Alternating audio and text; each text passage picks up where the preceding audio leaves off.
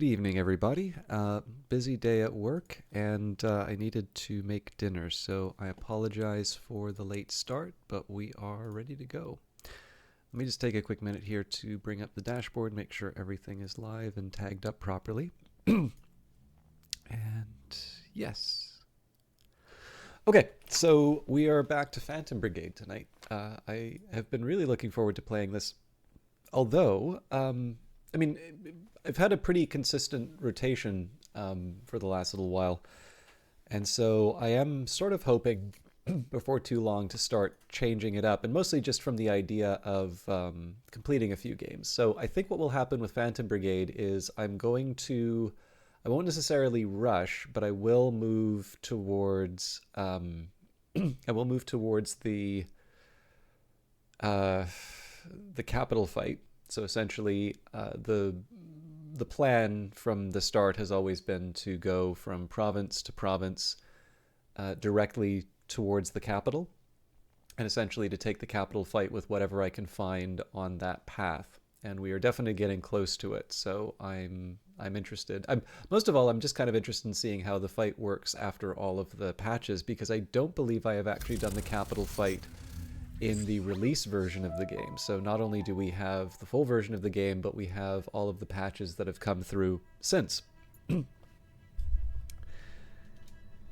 in But the main purpose of wanting to get through this is not so much to get Phantom Brigade out of the way, so much as it is to try some of the other brace yourself stuff that we have on the list. So I think the most likely candidate for a future playthrough will be Godless, which is a game I have tremendously enjoyed. But because of the fairly fast-paced release schedule, I'd say, between Phantom Brigade, the updates for Phantom Brigade, Cobalt Core, and even did Super Raft Boat together. Basically, with so many changes, and I don't think I've seen any big updates to Godless recently. I should maybe take a look at that. But anyways, it just happens to be that, sometimes these things get pushed aside simply because, there are, you can't pick when everything gets announced. And of course, I tend to play quite slowly. So I'm definitely looking forward to spending some more time in Godless and seeing where things went. It's Daniel Kalupa is the main developer behind that, and I believe they're based in Vancouver. And then I would also like to return to Cobalt Core.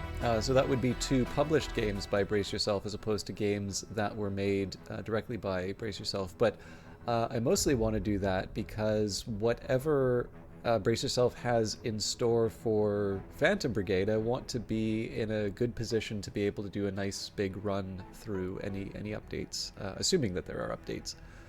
And I think there are. So that's the Wednesday plans. On top of that, so I think it's fair to say Cyberpunk is a very large game, so I have a feeling that that's probably going to be on the Fridays for a while. And then there's also the open question in terms of Old World, and I'd prefer not to have Old World, off the schedule because it's crashing too much.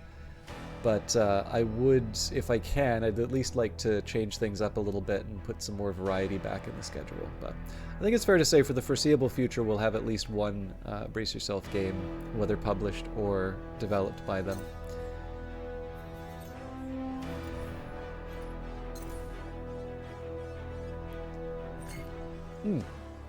As an aside too, I've been delighted at how many of you have been very good ambassadors for this game as people who have bought it. So I do appreciate that, because I'm sure most of you have noticed when people come in and are interested in this game. It's one thing that's delightful is, even though I've been playing this game for a while, it really still does feel like people.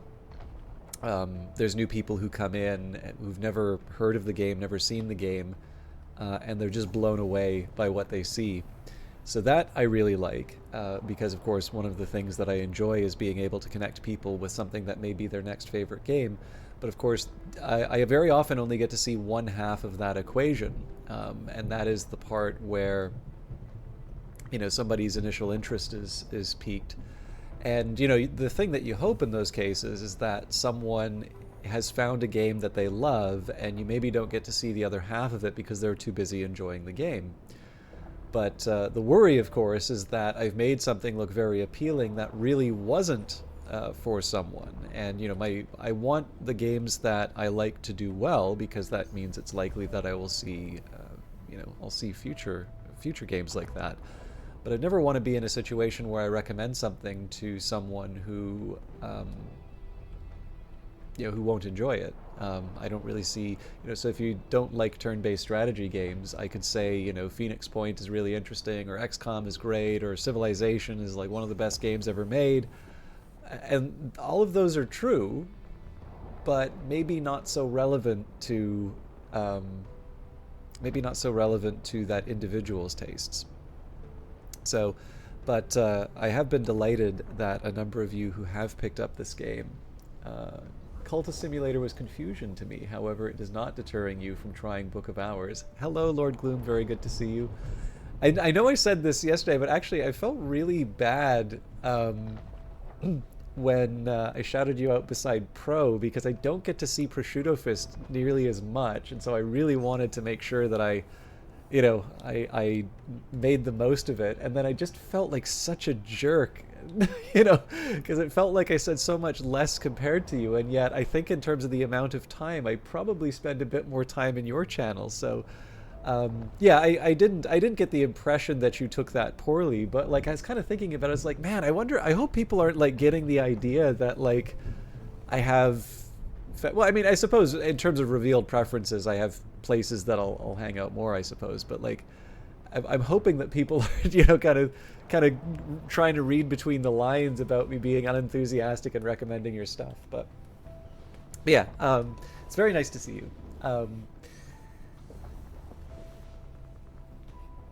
Yes, well, I actually, so I particularly like some of the back and forth either between her and her her teammates, but also, I mean, sometimes just some of the stuff that happens inside chat. Like, she is quite quick in terms of replies, so it's one of the reasons why I like recommending her channel, because I do sometimes feel like, my thing, I'm gonna be able to talk no matter what, right? I kind of just rumble along. It may or may not be relevant to the game, but I don't necessarily have a problem keeping the airways full. But if I had Pro's wit, that wouldn't necessarily be on display, and so I appreciate it when people hang out there. I also know that I think she'd like to make a career of content creation, so it's one of these things where you can, there's some people who I've been able to see from starting their stream to becoming partnered. So people like Kitsch. He used to be Kitsch22. I don't think he's Kitsch22 anymore, though. I think he's just Kitsch. Outworld. A few people who it's nice to be able to see them get to that point. So I'm not gonna be the one to crown anyone, but I definitely, if I can connect people with stuff that they like, that would be best. So with that in mind, for those of you who like variety streamers, Lord Gloom is a variety broadcaster who recently I have watched play quite a bit of Physical Magic: The Gathering. However, I think your last stream that you stopped by here with was an art stream, as you mentioned, and I made terrible comments about AI generated art. I think it's mostly just because I no matter what I do, I think I'm now pegged as the AI guy. So despite the fact that I'm trying to think in an interesting way about it and point out where maybe there are some unhelpful ideas, that's not necessarily what people are getting out of it. But on top of that, I believe I found Lord Gloom through Cobalt Core, or perhaps Lord Gloom found me through Cobalt Core, and I just followed up. But in any case, somebody who played that game very well, and I'm a very big fan of Cobalt Core. And I've also seen play Escape from Tarkov, which I did not ultimately by, but I did very much enjoy watching him play. So I do think actually Lord Gloom does have the benefit of some, some extra points in terms of the rapport with co-casters or with opponents. But I mean, it's one that's, I don't necessarily want to lead with that, just simply because when you have something like an art stream, or you have something like the more solo-oriented games like Cobalt Core. In this case, this is actually one of the cases where you can really recommend Lord Gloom for his skill at those games. So, and more importantly, it's always nice to support people who are into Brace Yourself games. And then, of course, as mentioned, Cultist Simulator was confusion to you. However, it is not deterring you from trying Book of Hours. And in fact, I can tell you, because there will be an interview with the developers of Book of Hours coming onto my YouTube channel at some point in the future. That was their intention. The intention of Book of Hours was always to make a game that essentially, for the audience who would play something like Cultist Simulator and say, I really want to like this, but it's asking too much of me, which is a completely legitimate response to that game, right? That game was always intended to be, they call it a Marmite game, right? So I am more familiar with Vegemite, being half Australian, but for those of you not familiar with Marmite, it's kind of a spread, ideally put in very small amounts on toast, or whatever you would put a spread on. I think toast, but and some people love it, swear by it. Other people detest it and swear at it. And I think that is a good. And actually, for those of you who are aspiring game developers, the creative lead on Cultist Simulator and Book of Hours, Alexis Kennedy, has a couple of GDC talks. One more about sort of scaling up independent studios, but there's also one about Cultist Simulator, which is, well, they're both ostensibly about Cultist Simulator, but essentially about kind of creating an artistic game for commercial success.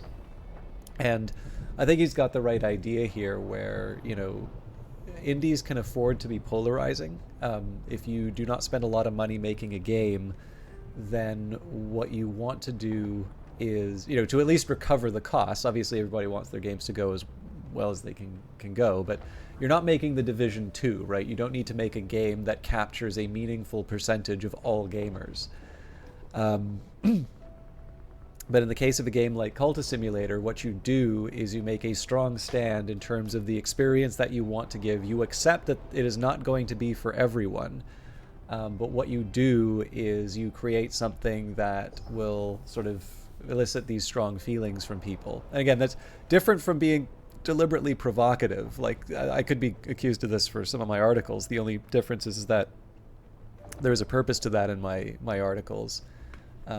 It's sort of intended to shake up. So, like, for the most recent ones, right, where I kind of open up with game designers are not as innovative as they think they are. You tell this to anybody who is creative, and they're going to be pretty upset with you. But if the purpose is to point out that the current conception of independent gaming and indie success is 20 years old, and to sort of point out that there are very few industries in the world which have 20-year-old business models that essentially allow sort of new and fresh talent to come in and and meet the kind of success that people are thinking of in terms of the early to mid 2000s. There is a point behind a sort of something to sort of shake people out of the stupor. And then, of course, the follow-up article is a little bit more about how to think about new models. And that one didn't necessarily require a shock because, of course, AI was the most obvious application to that particular topic. But in any case, so yeah, what I wanted to say with Cultist Simulator is that I think there sometimes seems to be this meme running around saying, Alexis can't design games, good writer, bad game designer, and I actually think that's quite an unfair one. And I do have the benefit of having read his book on game design, The Snare of the Tree, and Other Provocations. And I think if you hear some of his older interviews and talks, I think he's very aware of the shortcomings in some of his earlier games like Sunless Sea, and also quite aware of whatever shortcomings existed in Cultist Simulator.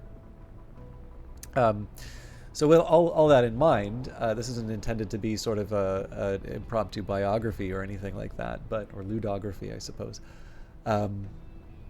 The idea for Book of Hours was definitely this conscious effort of saying, it's like, okay, so there are people who really seem to be into this world, who want to really like this, but Cultist Simulator with its, no tutorial and its,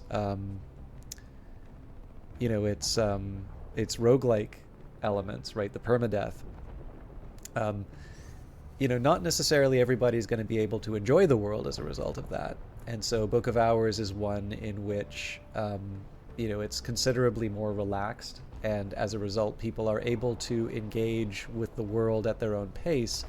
And indeed, the whole feeling and setting of the game is very much about taking your time and going in deep. And you can even see in terms of mechanics how that is reinforced inside of the game. So it's one of these things where I don't just want to say that it's a conscious choice in terms of appealing to an audience, but that choice has actually gone so far as to inform sort of what you can do in that game and how it represents the things that it represents, because it does it differently than in Cultist Simulator, even though there is a continuity between those two games. Anyways, I must apologize, and I've spent like 15 minutes talking about other broadcasters and other games, but we are ready to unpause, and we'll spend a little bit of time triangulating the location. But I think I'm going to want to, ideally I'd go to the battle site right away, because if we go and try and take the base, we may have to spend some time repairing. Unfortunately, I think if I'm not careful, we wind up sort of in the middle of two areas that might call patrols. So we'll see how it goes. Right now, we'll just we'll wait for the triangulation to finish.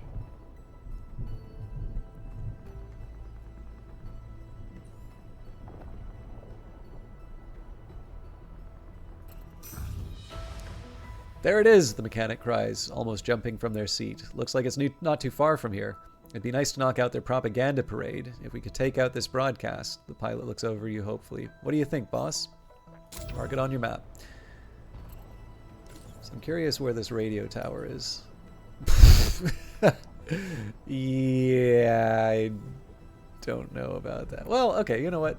Maybe we do that on the way to the capital district. I can actually see how there might be a little bit of fun with that.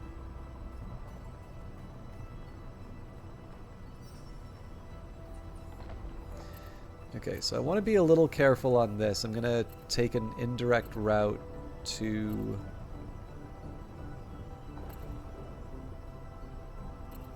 I think this more or less decides I need to prioritize the battle site, though.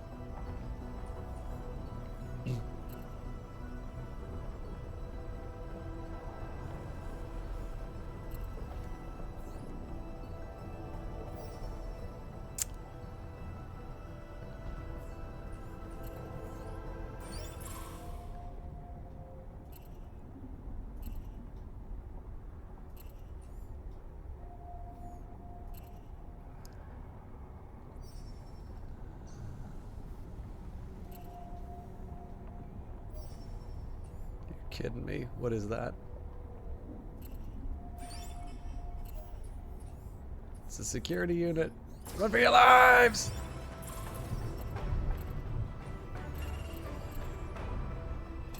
Okay, I'm gonna hope that our battery goes up in time. Run for it.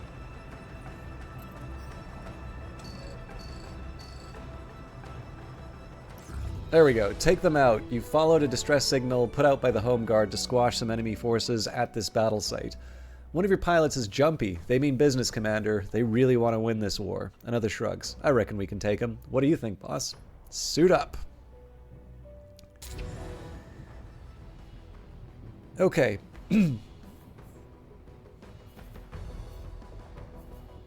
This is 2 long-range contacts. I imagine I'm going to have to fight hard. Let's take a look at what we can do with the... Well, first of all, I want to see if there is any new stuff. So we've got a tower shield, Blackbird legs. Unfortunately, that's a straight up downgrade for me.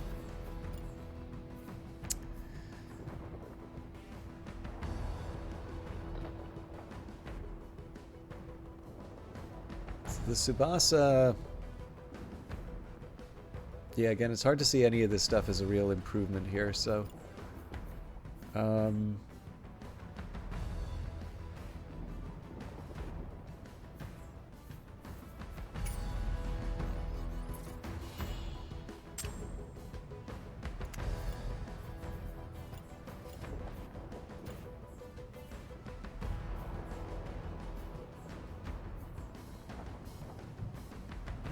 So the mass is a bit of a problem, but this is actually an improvement in terms of defensibility.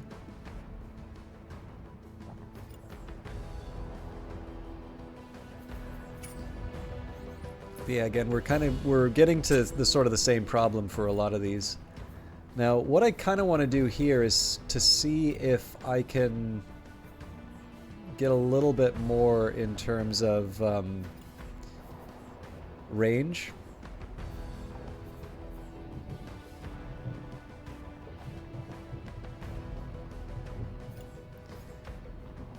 Looks like I can't. So essentially, once I'm at 28, I can start sort of trading off in terms of weight relative to.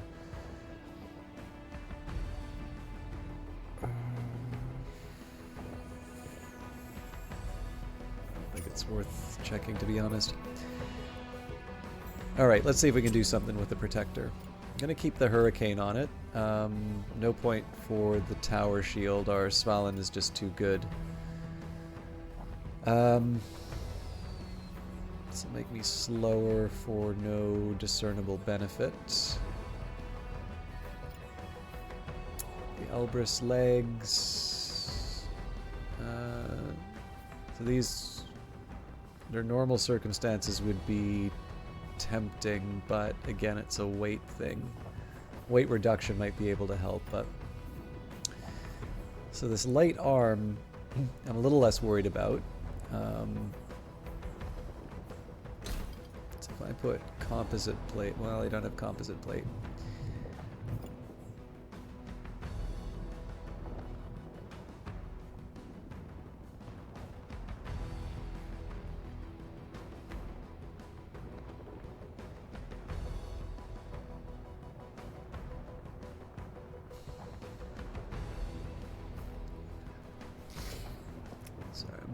Trying to think.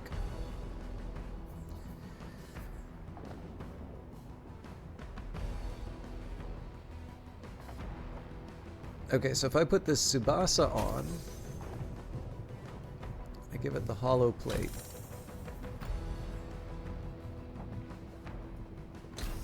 If I give this the hollow plate.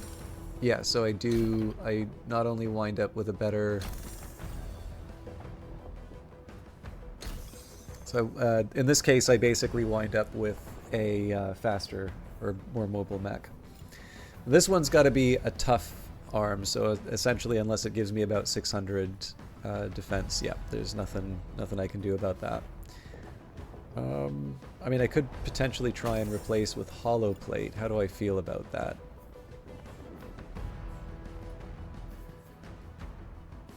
$466 compared to $597.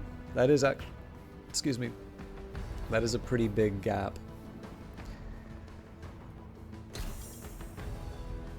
It also makes me a medium weight, so it's a little wacky in terms of a setup, but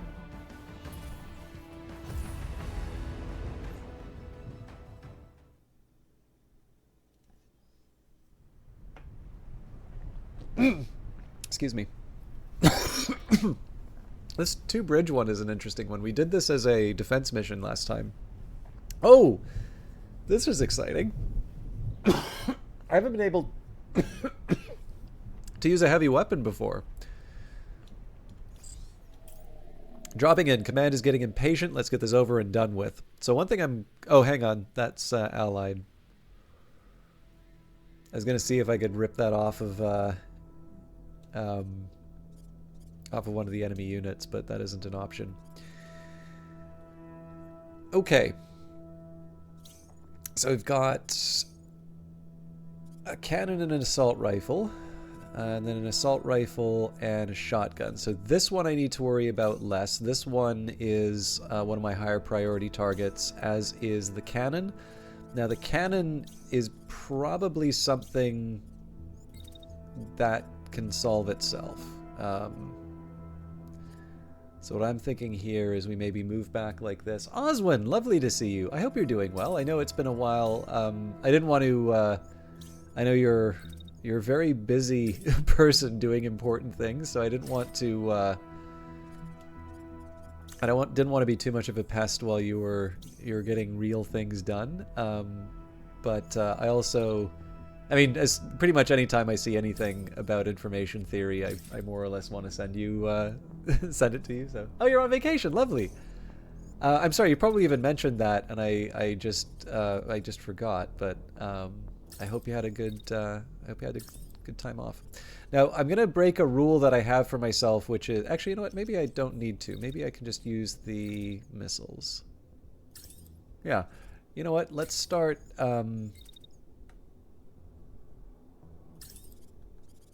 Softening up the shotgunner.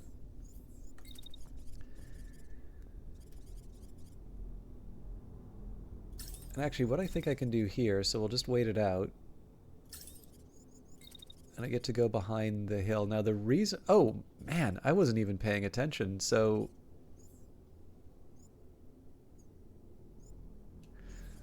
I completely forgot, or didn't notice rather, that there were units here. Okay, it's not going to change my strategy too much.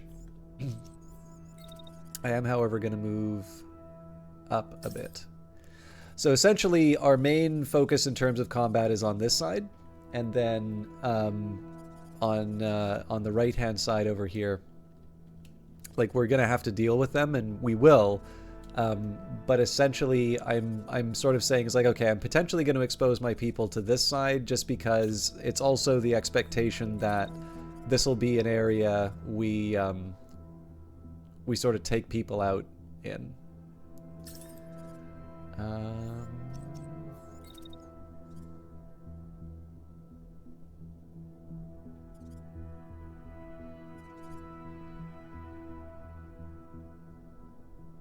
Actually rather like how these guys are handling this.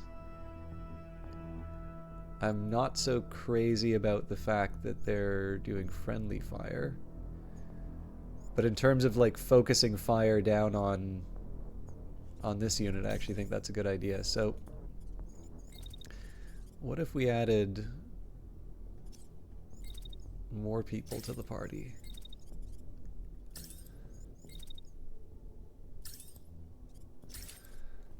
So obviously that's changing my approach in terms of oh, actually I'm also going to do something a little helpful here.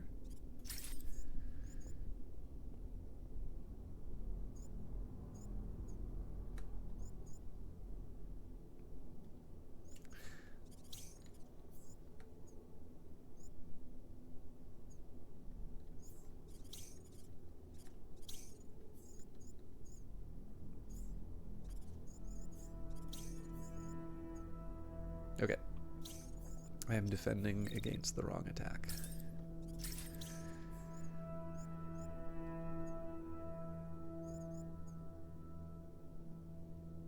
So there is a real danger that the attack is going to go through and hit the support unit, but I don't really have a whole lot on the shelf in terms of fixing that. So one last thing we do have, though, is the longbow. Now, because at the end of the turn this tank is attacking the longbow, I do actually have the possibility of somebody piling on the charger here. I think I'm going to settle for flanking the enemy. I do want to make sure that I'm not... Okay, so first thing I got to do is make sure I don't bonk my allies. Okay, looks like we're good there. And then also I want to make sure that I'm actually contributing to the fight, so...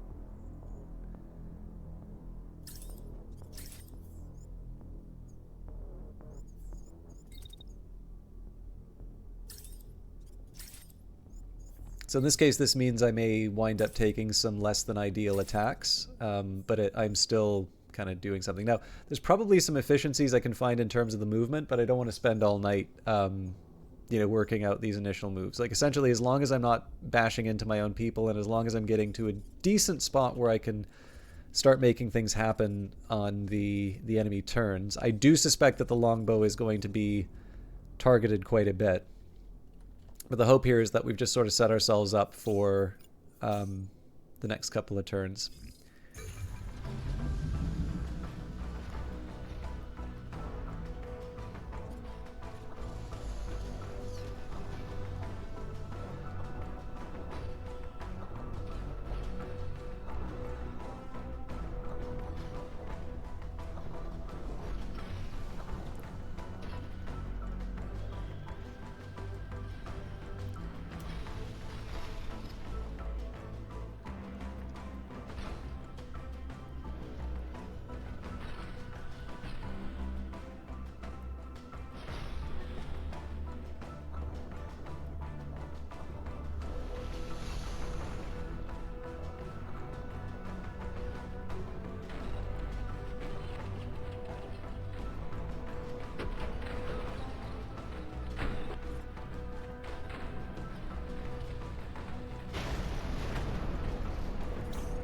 Got our hit there.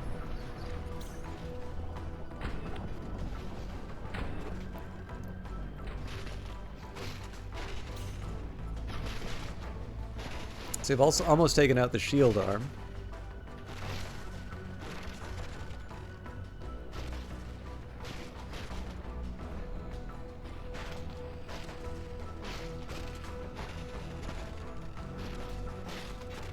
More importantly, though, they're really getting rumbled up in terms of the concussion.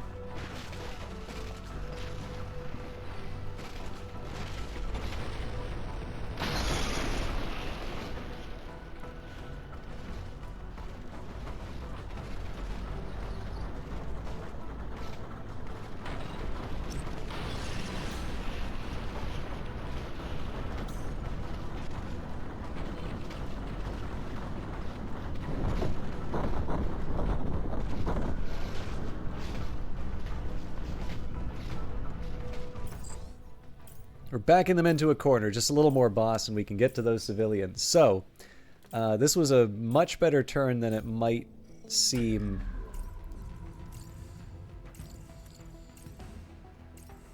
So let's take basically what I'm going to do is I'm going to take stock in terms of all of the different actions that we got. So first of all, there was that was the unit with the cannon. Okay, so the sniper was able to take out the treads here. And it turns out that the ally wound up smacking into the other side, so it looks like the other set of treads are taken out. So this is going to be in a pretty inconvenient spot to hit everything else. Sorry, I want to keep that going. Now this unit just got melted.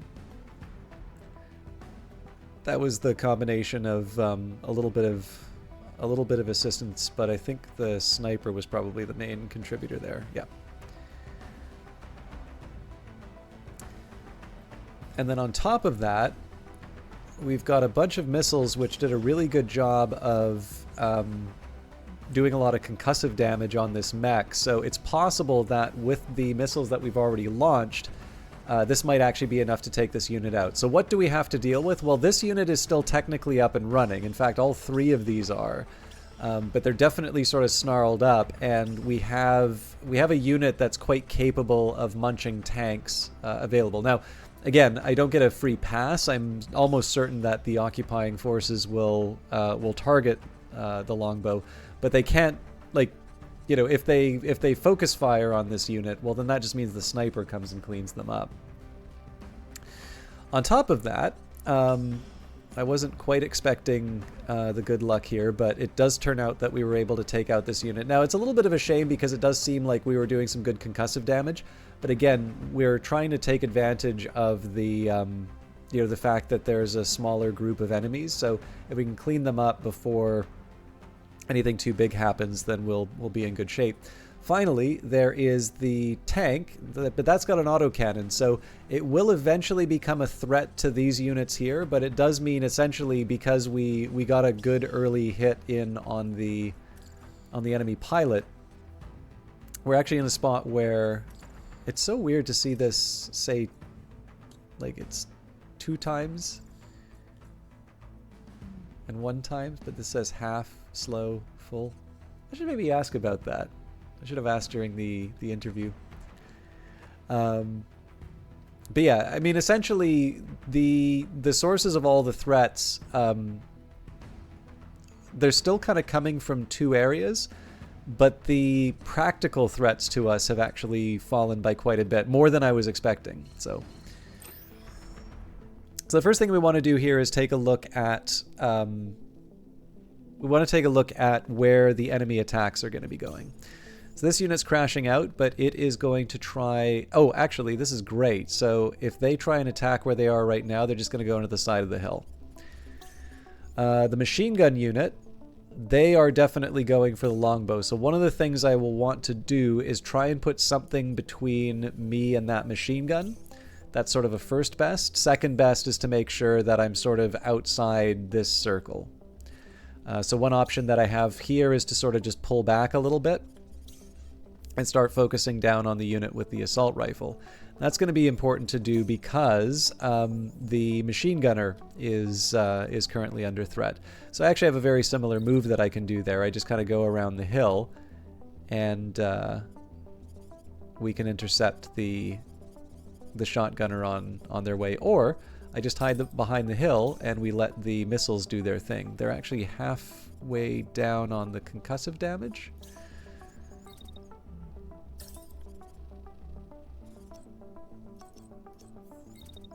So I need a bit of space to make it happen, but...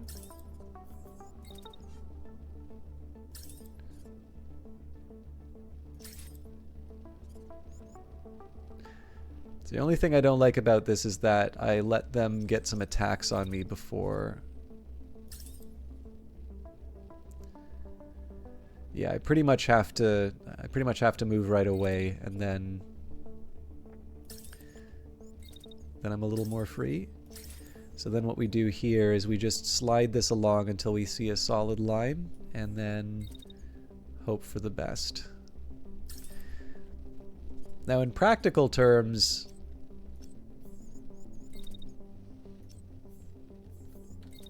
I mean, I don't want to waste the turn, so I'm gonna launch another group, but I don't know. Ideally, we'd like to see this unit be taken out before any of that.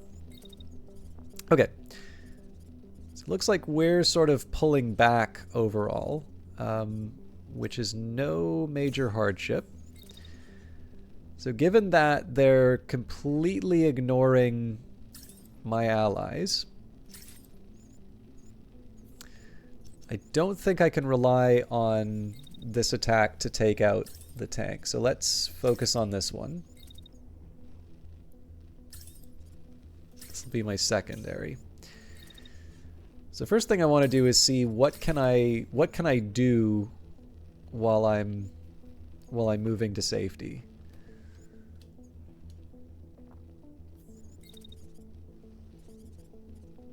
Yeah, so if I move to the side like this, I'm just going into an ideal attack.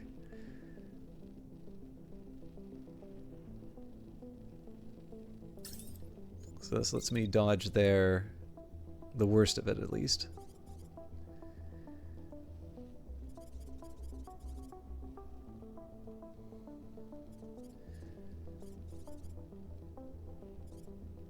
This is actually kind of the sweet spot for my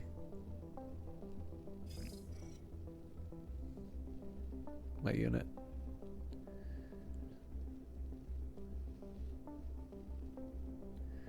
So I don't like the fact that I'm not doing a whole lot this turn, but I'm doing what I need at the right times. So I'm going to get over my hang-ups on that.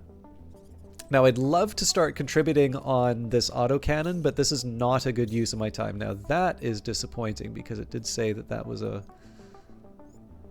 Okay, let's keep pushing that up.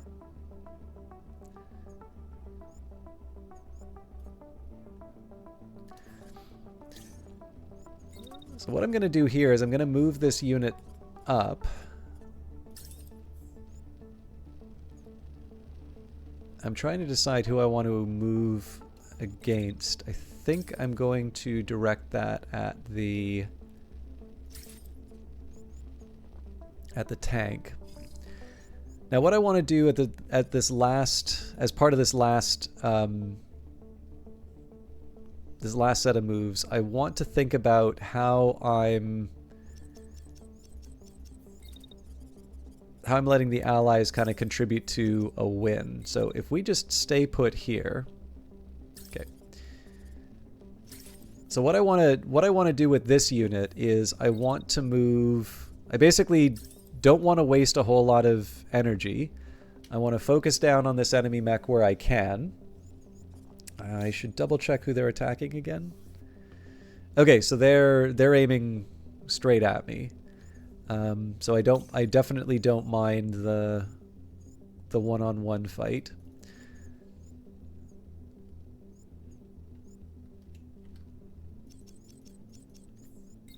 I think what I'm going to do here, I'm going to change the angle a bit.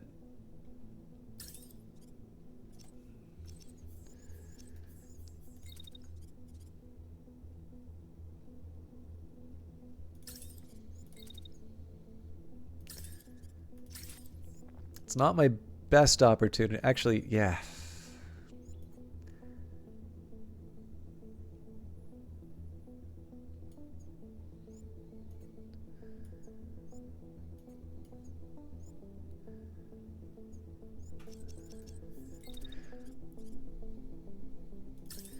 It's a very tight window.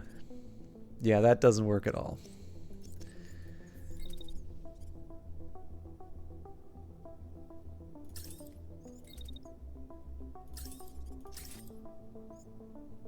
So that's the best shot I've got. It's definitely not ideal.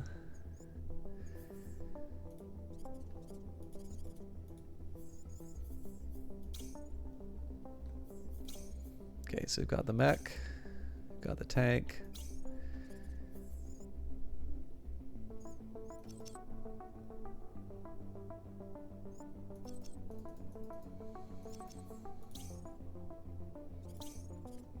Okay, so I need to move this unit out of the way as soon as possible.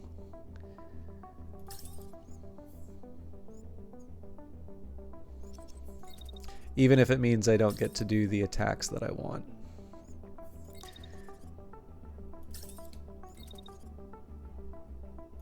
Okay. So making sure that we're not banging into our own units. Doesn't make any sense to do this attack here because it's going to go into the hill for part of it. Now I could try and do it earlier, which would be interesting. Let's see what happens there. Yeah, too much in the way. So that's an opening. I wasn't expecting that to work so well, actually, so...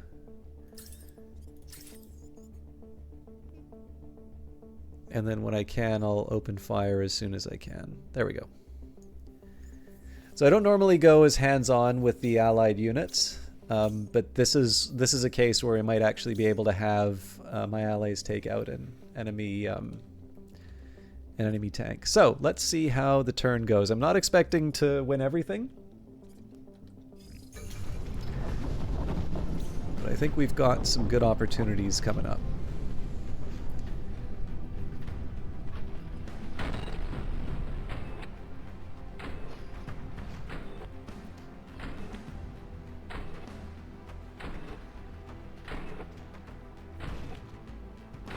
So, bit of damage on my my own unit.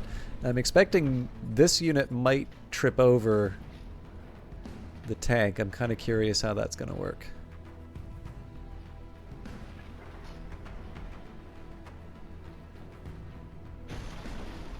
Okay, it's not a trip.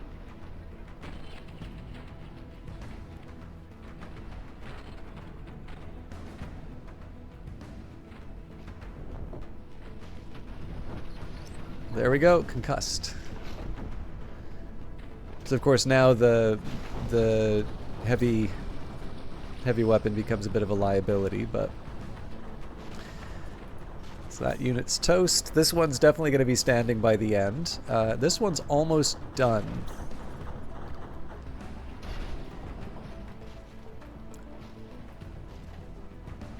So the last step, of course, is to see how this encounter goes.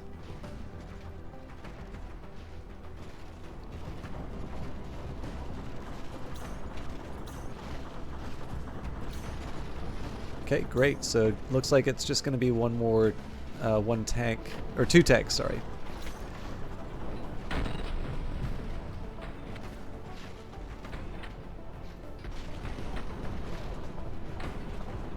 I'm really hoping we don't scrap this, but it's not looking good.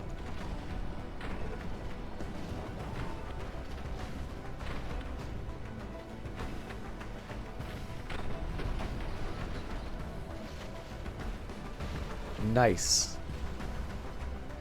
All right, it just made it through. All right, so this is a great spot for us to be in. So notice here that the enemy units are both crashing. So this is effectively a free turn for us in order to take them out. So I'm going to need to do a little bit of fancy footwork. I did not realize that tanks could go in the water.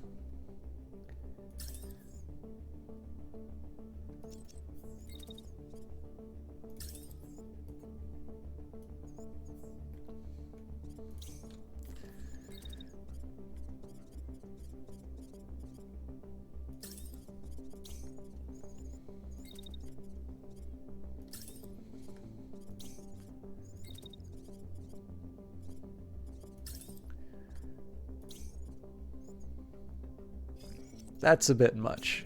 I will use the machine gun on it.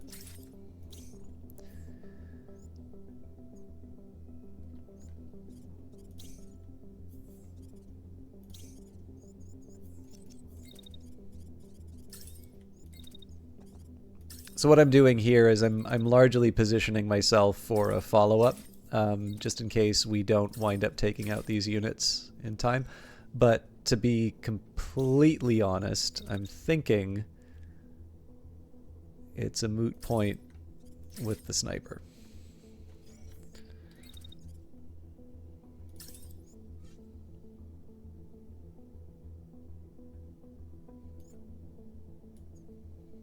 I want to make sure, obviously, my allies are clear. So I'm not throwing everything that I can at this, but I also don't see a need to. So we'll just... Oh, looks like the mech ultimately was destroyed. Okay, bit of a shame there, but... And of course, the nice thing here is that we didn't need to worry about the reinforcements. We will eventually need to worry about them, but we get to sort of take them on our own time, and we didn't take too much in terms of damage. I think it was really just the longbow that got hurt there. So, let's start by grabbing the blues, then the greens. Okay, so too much there. I will take the Hurricane.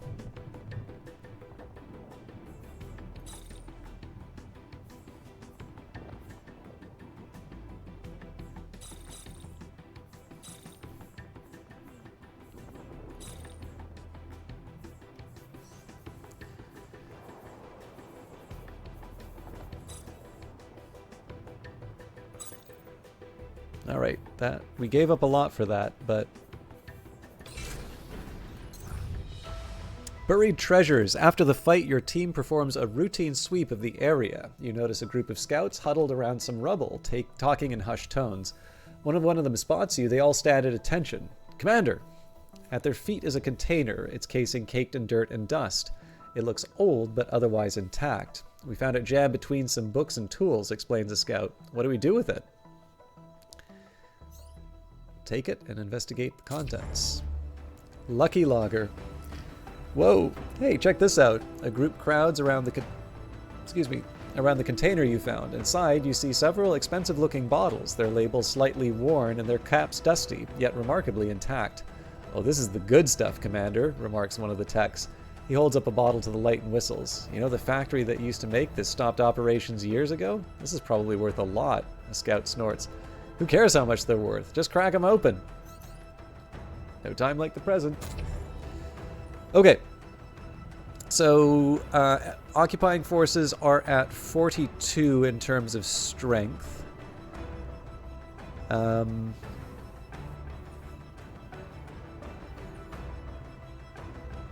So if we go for the base, that's enough to just knock them out completely.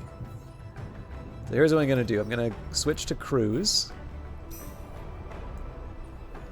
Okay, so we're at 100% here, and we're just going to go straight for the base, even though they're going to have some allies. Sitting ducks. You're looking through the latest report when you hear one of your pilots laughing and calling to you from the front of the base. Look at this, your pilot says when you join him. They're sitting ducks. Sure enough, on the radar, you see that there are some enemy mechs up ahead. I think they're gearing up to join the battle over there. He taps the screen where there's a cluster of activity. We could get in quick before they know what hit them. Suit up.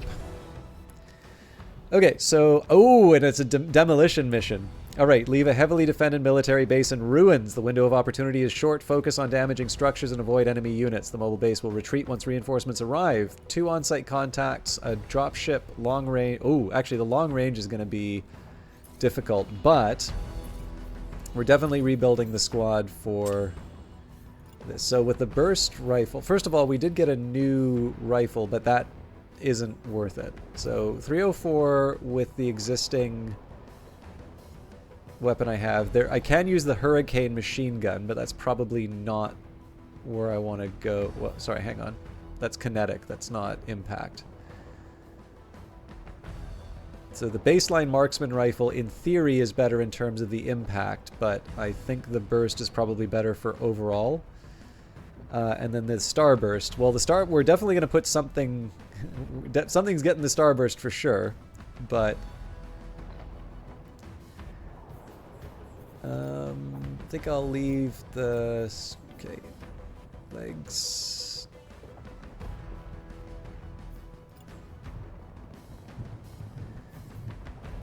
I think I'm actually going to leave most of this on its own. Okay, so this Hurricane machine gun doesn't currently do any damage to the buildings. Now I do have the option of the Starburst, or I can switch to a no, right, this one didn't do impact.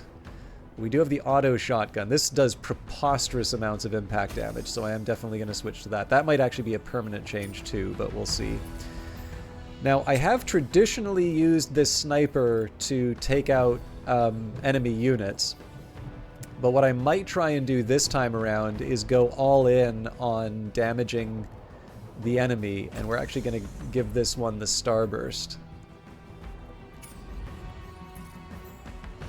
And then right now the Helios, so this does 326 impact damage. The question is, can I do better? So we've got the Marksman Rifle, which I don't believe in. We have another Starburst launcher. I think I can actually live with the machine gun. How's the Cluster? Yeah, Cluster does a fair amount of damage. So we really can't afford to engage the enemy here, but that's going to be part of the fun. And as I'm fond of pointing out to people, looking at the state of the battlefield before the, before everything kicks off and after is a lot of fun. Now, one thing I might do a bit differently as well, I might have a unit that I dedicate towards taking out some of the turrets. We have limited time. Enemy reinforcements are already en route. Destroy as much as you can. Okay, so 3 units coming in 5 turns. We've got a total of 8 turns, so it's going to get really scary at the end of this battle. But it's also, like, just look at all of this. We get to destroy all of it. All of it! All right. Tell you what. I'm going to take a very small break, just so I can go to the bathroom, and I think it would actually be good for me to refill my... gives me a chance to refill my water as well. But I think, yeah, it shouldn't be too long. And for those of you who are hanging around, if you are waiting for the commercials, your time has come. Otherwise, now might be a good time to get a stretch, get a cup of water yourself. Otherwise, take care of yourself, and I should be back in a couple of minutes.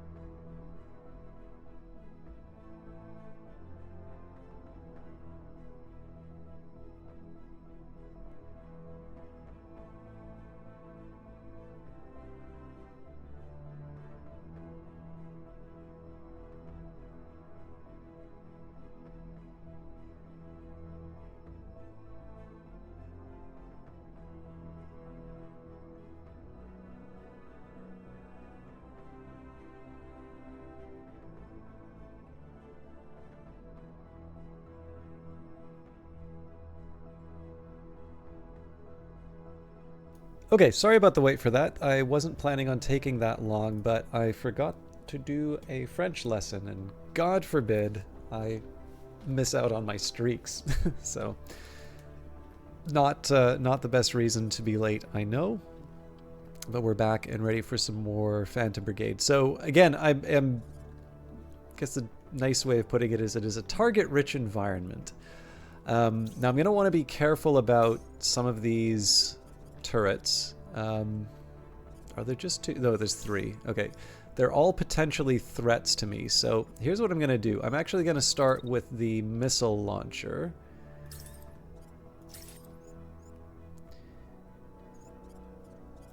So what's this thing sitting on? Okay, so I'm going to try 2 batches of missiles on this thing.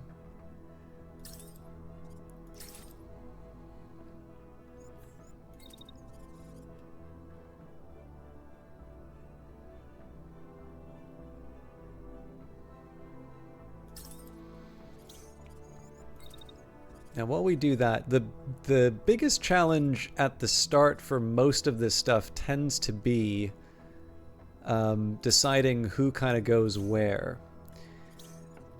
So I'm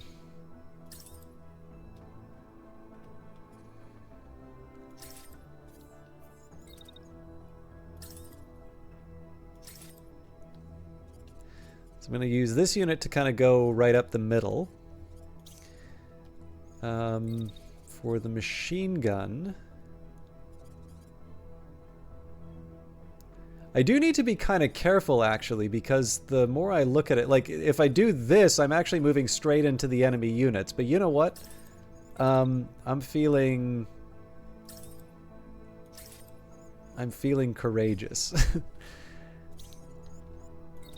One thing I do kind of want to do is spread out a bit. So I'm going to wait a little bit on this unit. Okay, then I'm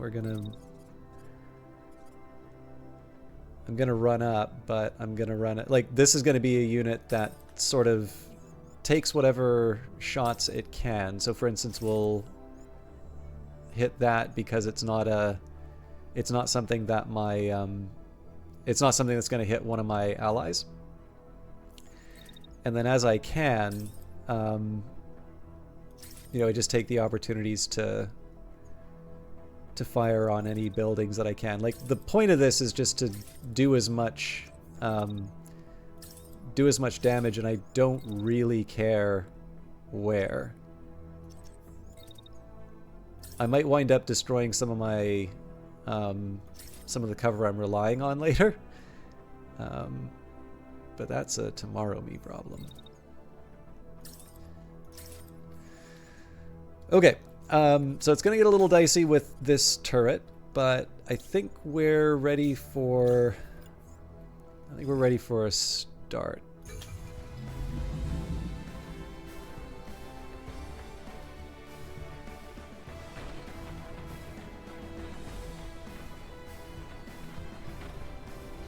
All right, that didn't do anything. I probably could have aimed higher.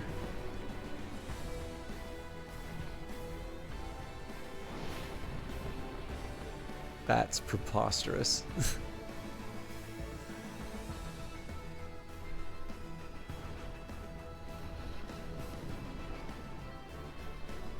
I think I need to start shooting at the bases of these things a little more often.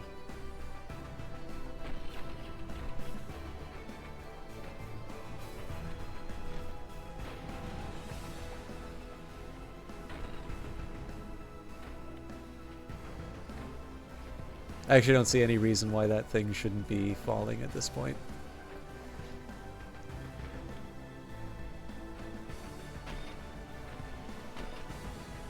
So, I mean, this is quite literally the broadside of a barn, the proverbial broadside of the barn, right? It doesn't really matter that I'm moving, because in the end I'm just trying to destroy whatever I can.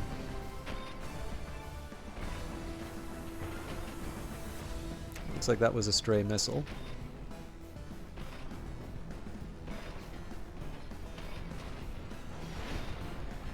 Yeah, so in future I'm going to try and make sure that I target the bases of the the buildings. That seems like a better strategy for success. Now, I'm actually really interested in how little damage we wound up doing to this target.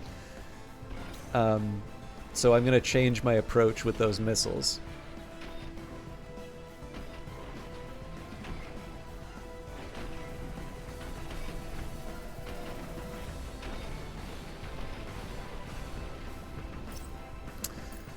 Yeah, so I mean, all of that we did resulted in 29 damage, which doesn't really seem to be that noteworthy. So we'll change it up.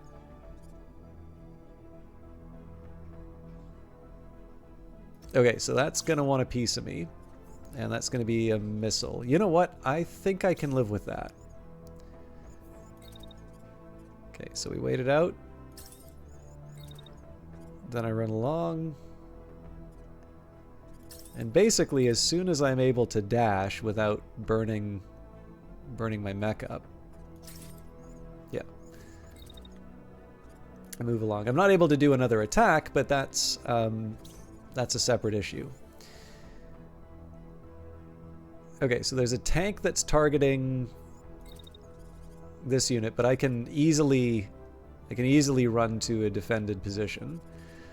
The tougher question, though, is it's not so obvious to me how I dodge this turret.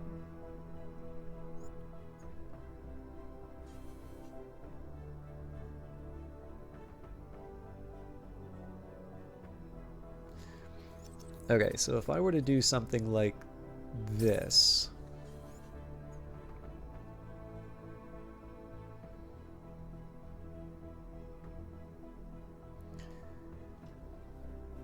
I don't feel great about it. But let's see where this goes.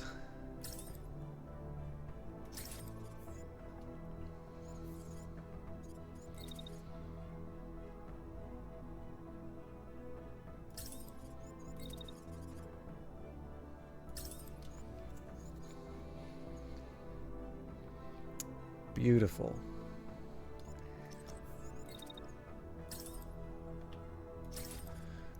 Okay, so it does look like there's a bit of heat on the machine gunner. What is this? This is an assault rifle. Okay, that's actually some meaningful damage there. So if I dash...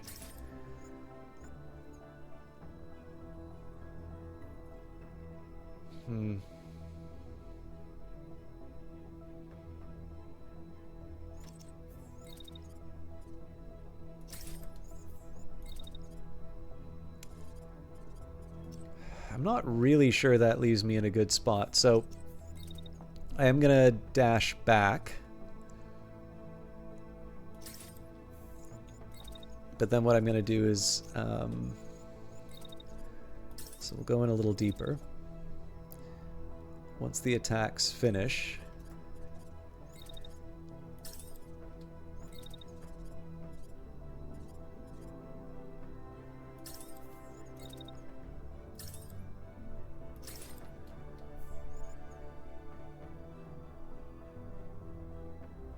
I'm relying on a lot. I've already kind of hollowed out that building, but I don't really see a whole lot of... I don't see a lot of other options for me.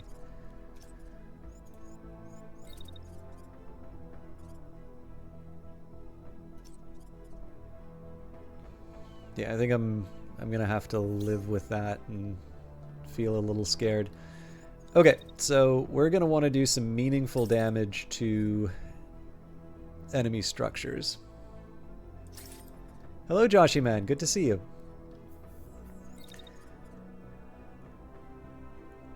I'm doing okay. But it's gonna get interesting in this scenario, I think. I really don't like throwing stuff over to another turn, but I need some wins.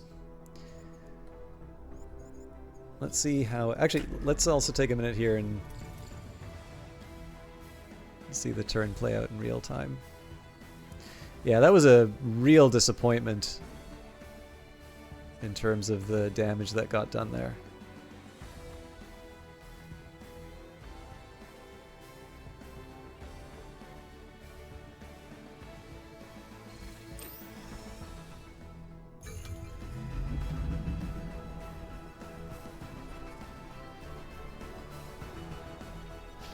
I guess the first bit of magic here is to see this happen.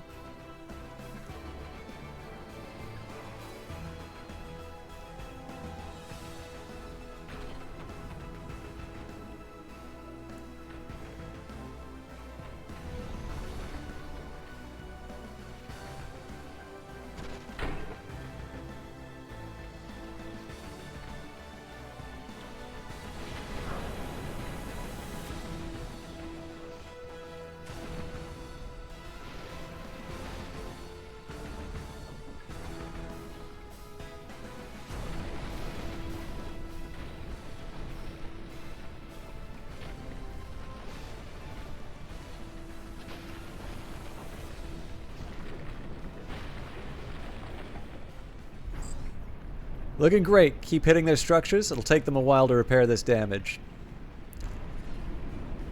We're definitely going to watch that again. So we should see a missile coming out on this unit here.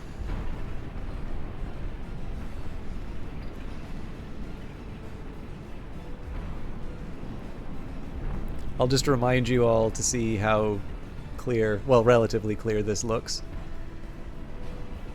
Because it's going to change.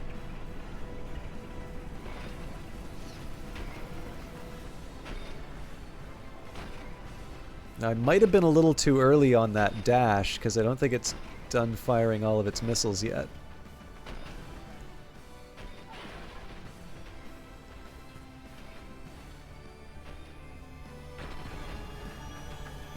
And that's rather concerning that it was able to shoot through that. Cured, good to see you. Let me just take a minute here and see what's going on in the battlefield. Yeah, we're getting chewed up by 2 enemies worth of attacks. Ooh, music's turning against me. The composer is displeased. So I'll confess, the machine guns turned out to be a little bit of a disappointment here, but I've got plenty of stuff that I can clean up on the other side of the map. So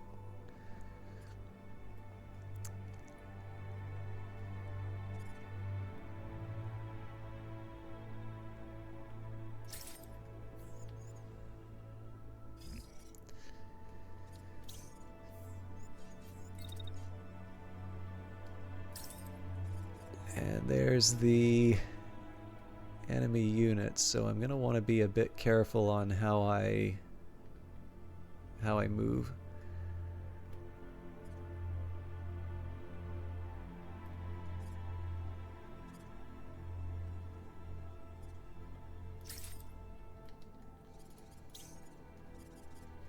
So against my better judgment, it's clearing up on this side, so I'm actually going to run I'm going to run the longbow sort of straight through here, and we're going to blow up everything that we can nearby.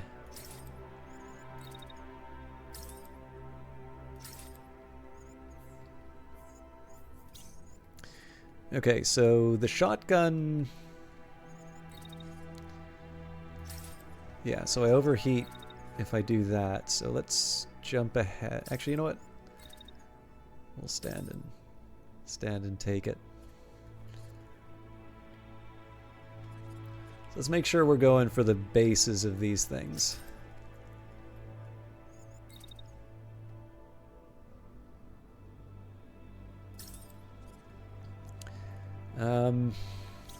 And then we've got a cannon and a machine gun, so I think this unit should be able to handle some of this at least.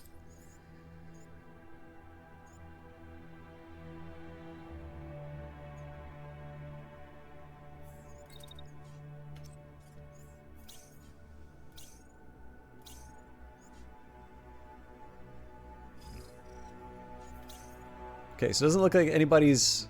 Well, the unit that's currently under attack is this one, and we're trying to move them out of the way. So we have got 6 more turns. I'm hoping we can at least get the tier 3. You'll notice that it's also a bit hazier. All right, so Cured says, good evening, Chalkman. Stuck at work once again, but Friday you'll be here all night. I hope you have a good one. Thank you very much, and thank you for saying hi to Oswin. Looking forward to having you on Friday. I will do my best to keep healthy and awake. I've definitely struggled with the sleep this week, but I don't see that getting in the way of broadcast on Friday. But I will also confess the broadcasts give me a good reason to take care of myself. Okay, so could be better, but we're not on the verge of death with our machine gunner anymore. Looks like we clipped the side of the building. That's not ideal, but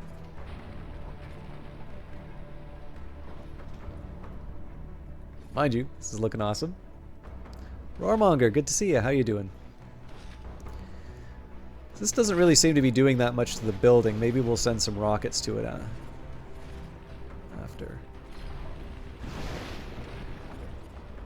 I should have probably moved while attacking this too, and I might have been able to take out a few more buildings. Anyways, I think we'll achieve the objective.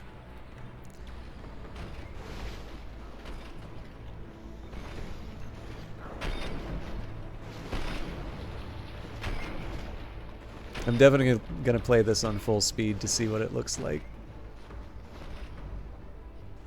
I really do like how the light effects work once things get a bit smokier.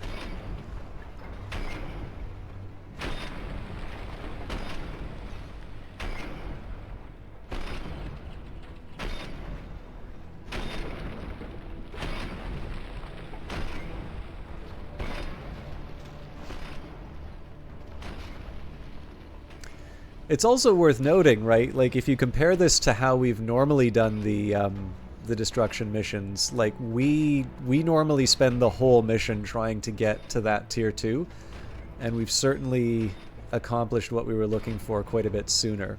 We're also in a more precarious position, so I don't want to completely ignore the dangers, but I think overall this is going to be a bit of a model for how I want to handle these in the future.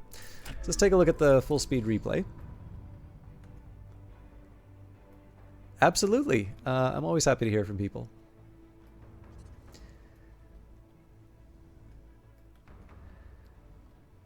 Okay, so I'll follow each of the individuals. So yeah, so you can see, like, not a ton on the side of the building there, but we take a nice big chunk out of that with the assault rifle. So in general, what I'm going to want to do is make sure that the assault rifle is doing the lion's share of the work. Now, even though we launched a missile at this building, we didn't really take it out, so I might want to take another round on those. I'll also probably want to move away from these, and that's not just because of the enemy units attacking me. I mean, that is one factor, but we just took way too much out of the building and ultimately didn't achieve our objective. Now, in contrast, the shotgun does absolutely staggering amounts of damage, and so it might be nice to try and find a way of spreading that all around. But again, that's going to be something I'm worried about a little bit later. So let's go to the plan.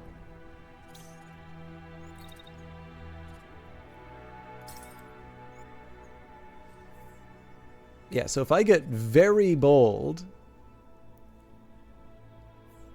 You know what? I don't need to get very bold. If I just stay behind both walls and attack whatever is in range. It's like there's nothing stopping me from doing this either. Although it would be nice if I could do things that are a little more straightforward. So, oh, that's going to get hit by the...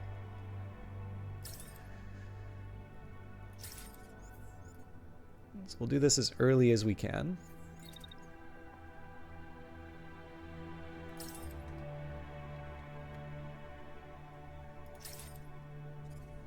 So I'm making something of a big assumption that I'm going to be able to take sort of a full turn of them shooting through this. I do suspect that they are going to run through that eventually. The question is how courageous am I feeling about that? Because, you know, this unit's going to get chased down too. So eventually I am. In fact, there's quite a few units coming in on them. So I'm going to want to exercise a bit of care. I think probably my best bet here. So if I do that, and then I sort of try to drill down into the side of this building. And so the idea here is I'm going to try and shoot a hole through it. Yeah, I'm expecting this to do a lot of work, especially for somebody who is shooting through it. But again, I don't have a lot of options. Now, the shotgunner. So I do have a shield if I feel particularly threatened by this cannon. I guess the big question is, when can I fire this shotgun? Okay, so I can fire this right now. So that's a no-brainer.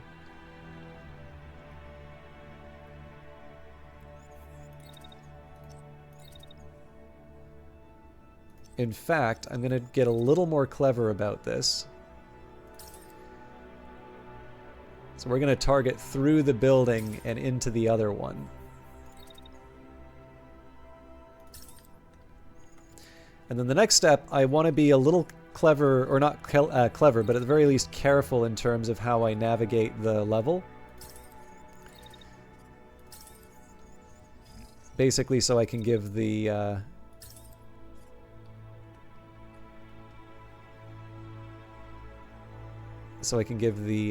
enemy towers the slip.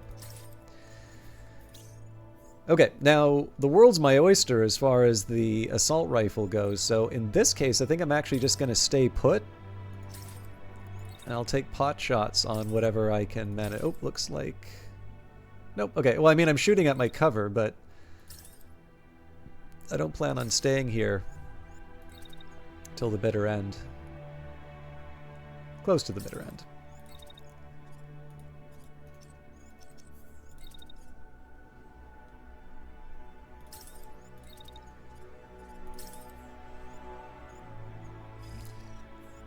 I wonder if there's a better shot that I can get.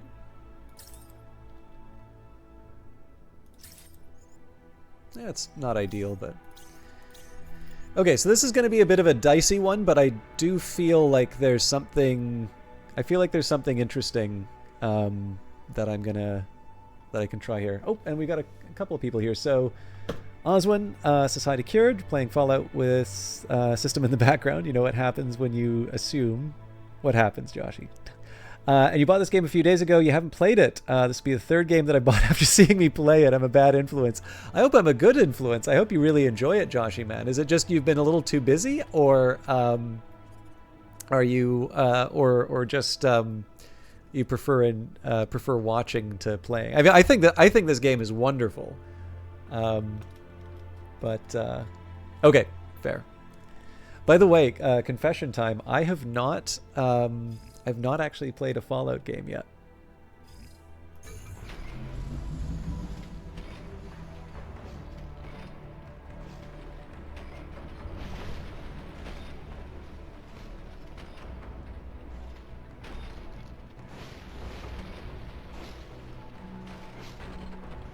XCOM 2 is a really good one too. If you liked XCOM 2, I feel like you're... Ooh.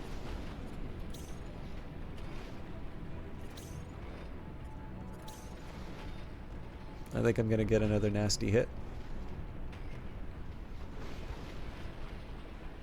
Well, that's why we build big tough mechs.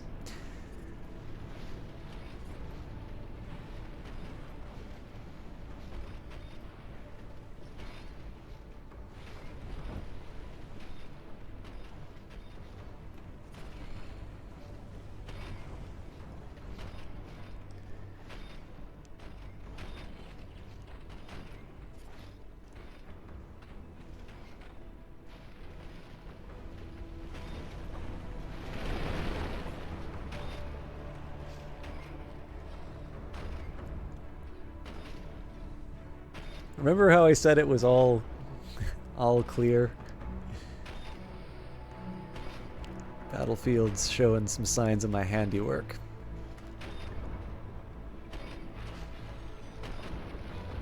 Alright, I am kind of curious how this is going to turn out.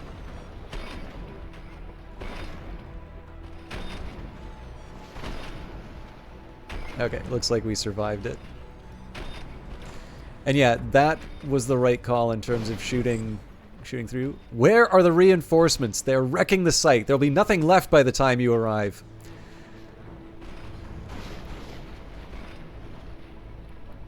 So we're almost halfway to our final tier here.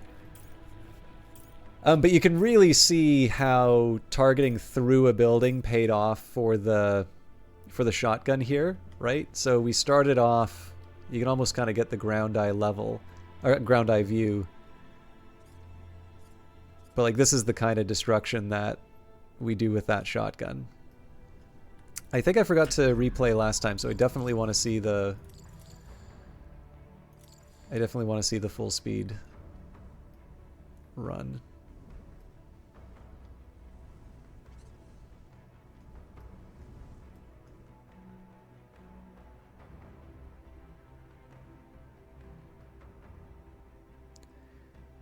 There's a lot of things to really like about the I think there's a lot of things to really like about the DLC, or not the DLC, about the big update. But now that I'm sort of getting out of my shell and really just going for the terrain destruction, and like you'll notice that I originally wanted to keep the group kind of tight. I mean, they're not super dispersed. Like the fact that I have people running all around the base, you know, just causing mayhem. One, it's definitely very fun to watch. But like this feels very different from the normal activities. Now, unfortunately, I did not pay attention to these rockets on their way. So I'm gonna want to dash, but I probably can't dash like right now. Yeah, because I'd overheat. And it looks like the enemy's actually starting. Yeah, I mean they're definitely gonna take me out if I stay put. So one thing I'm gonna do to make my life a little easier is just change the angle so they have to go through a little bit more to get me. And then the scariest part here is I have to wait.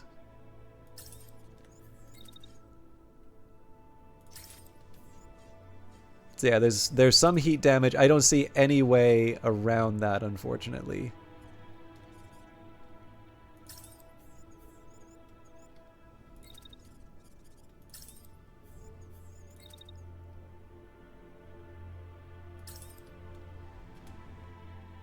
And honestly, I think we just kind of go mad bomber at this point. Like I'm curious to see how much this unit survives. Now, I need to be really careful about this unit because they have definitely taken some damage, and I need to protect them.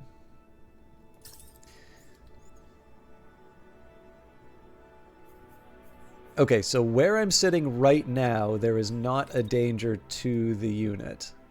I'm going to go a little bold and try and shoot through my cover. But I'm also going to make sure that by the end, I'm sneaking around. Okay, actually, I should be a little more thoughtful about that. So they're going to be...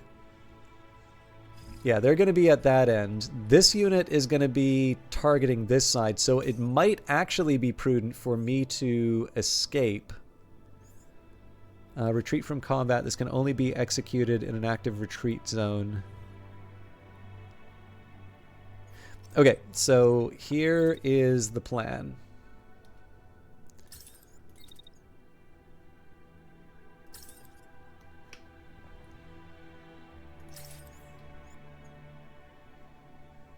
We do that.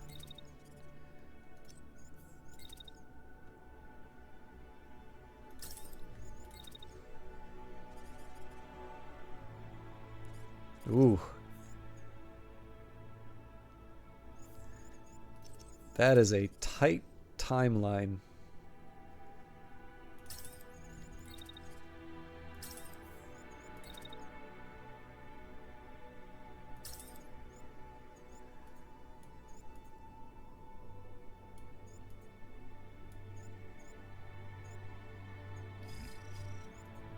I kind of need to make sure that this is complete by the end of the turn. So even though it's not an optimal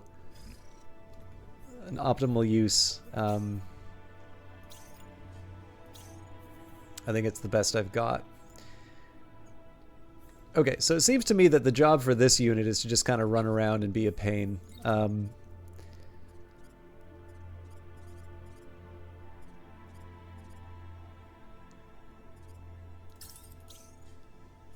So this thing is also a missile launcher. So here's what I think I'm going to do.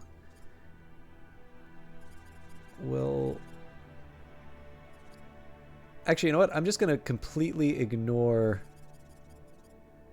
I'm going to completely ignore the missiles and just hang out for a bit.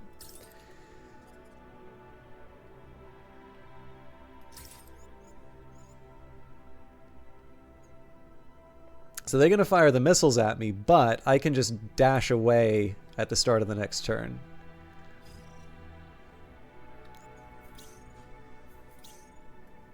And again, we don't really have a whole lot threatening this unit here, so we're going to take the opportunity to just munch on enemy buildings for as long as I can. And again, there is a tank that's sort of chasing me down, so I don't want to. I don't want to completely ignore threats.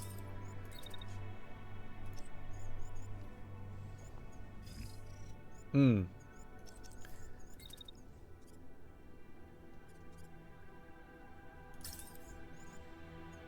Yeah. Okay. We're safe.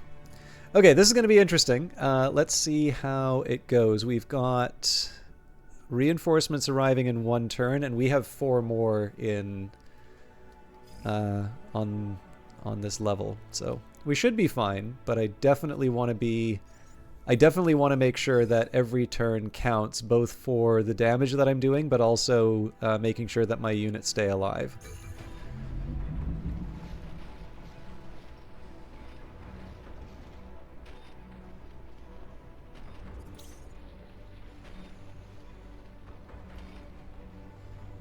I don't know if it's going to dash in time.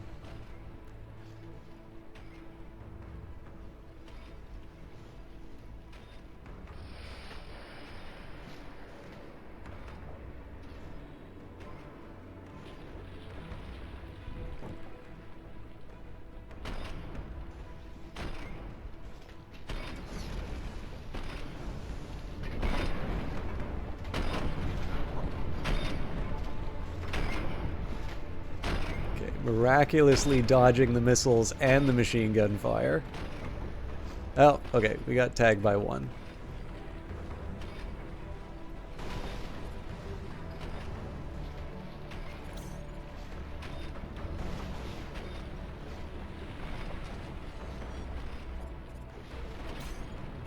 I accidentally destroyed the tower that was going to be a bit of a liability.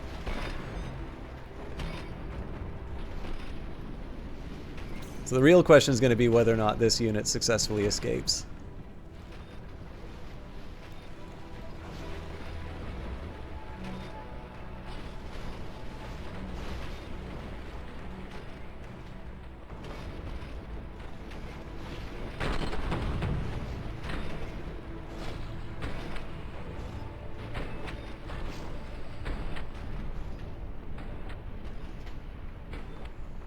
Oh, failed to extract, not in an active retreat zone, so I have to be fully in the zone for the entire duration. That's going to put them in a tough spot at the start of the next turn. But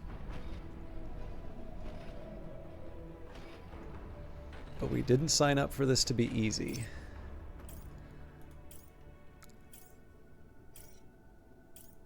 Oh, now that's interesting. Everybody seems to be ignoring them now.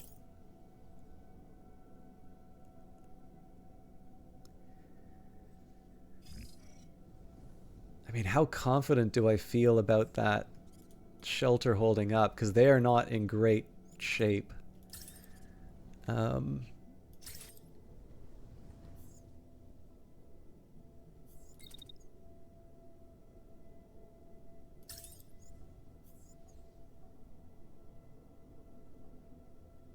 Yep, no, we're sticking with it.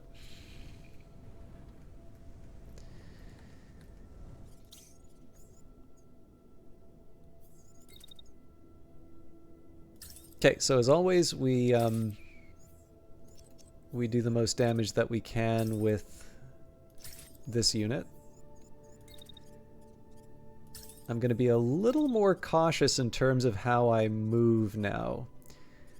Because you'll notice, right, there's bad guys on the way. I've definitely put myself into a tricky spot.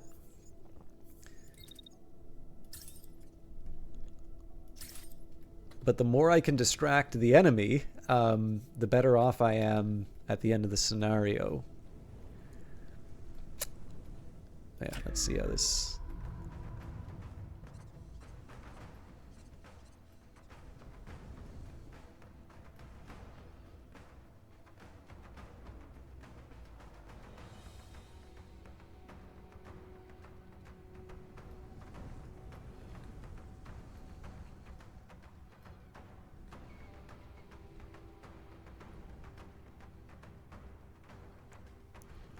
That's actually a pretty bold turn. I didn't realize how hard I made the missile launcher go. Canadians are quite bold. Even our road signs use a wide font. And I was gonna say, if you guys want to, if you guys want some absolutely insane military history, do look at Canadian tactics in World War One.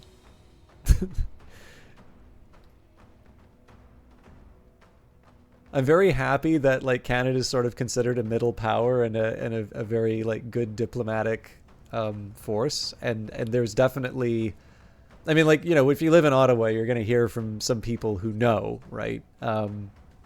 So that's not just a reputation thing. That really does seem to be the way that Canada is able to sort of make its way in the world.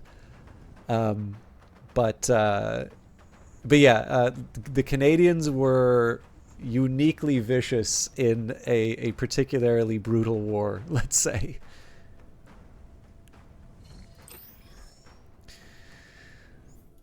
Okay.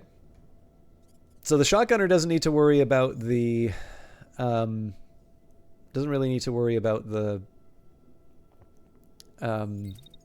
missile anymore. I'm going to do the old tactic of shooting through the buildings. Now, we've got 3 turns left, so I actually think, I think more or less the turns are kind of spoken for at this point.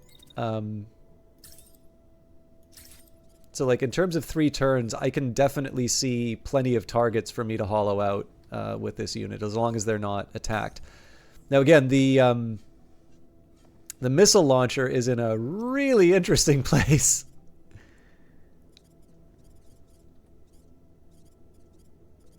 So I think if we just go running straight up like this, yeah.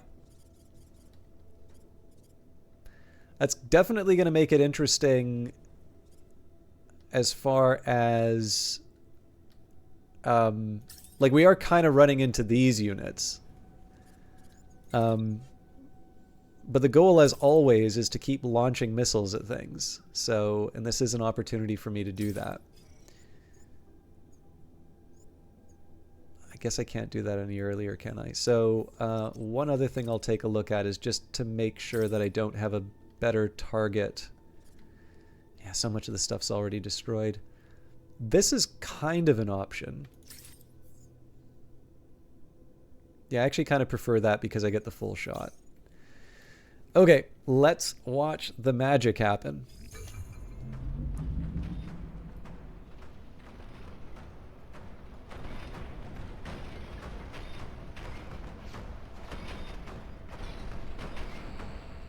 Can't even see the unit that's going to be targeted.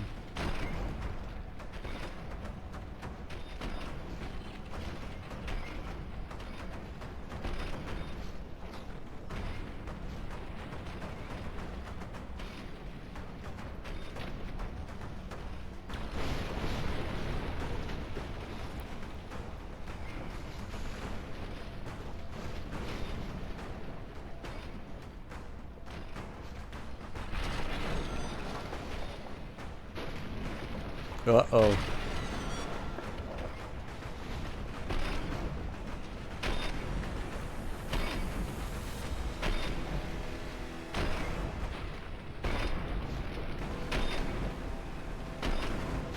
Oh, Jesus Christ! That's the right arm, right? No, left. Okay. That's not the end of the world if we lose that, but...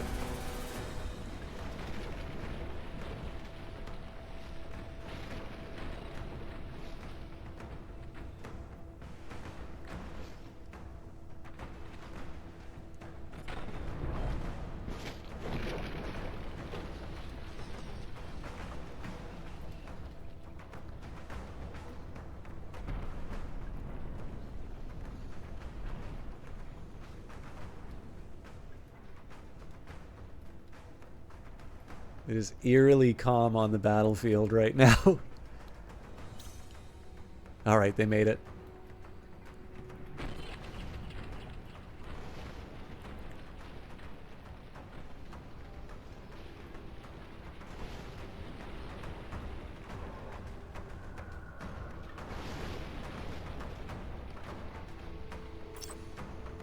We're at 362 of 400, so I definitely see us achieving the goal. But I definitely want to follow everyone and see what they're up to this turn. Yeah, that was a good shot.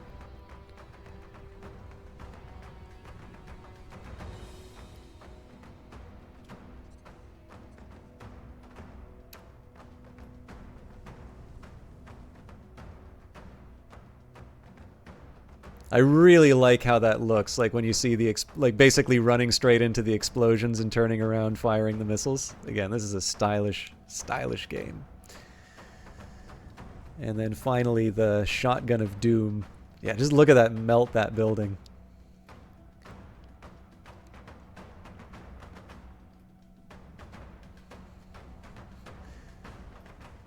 I think we'll open a landscaping business after the liberation. But the real hero, standing and delivering, almost losing the arm, and then pulling out.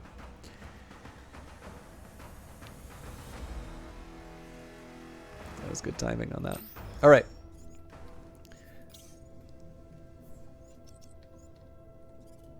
So first of all, let's see if anybody's targeting the... Wow. They're getting away with murder.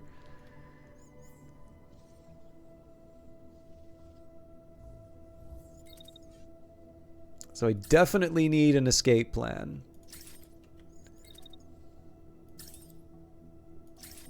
But I am totally abusing my position here to...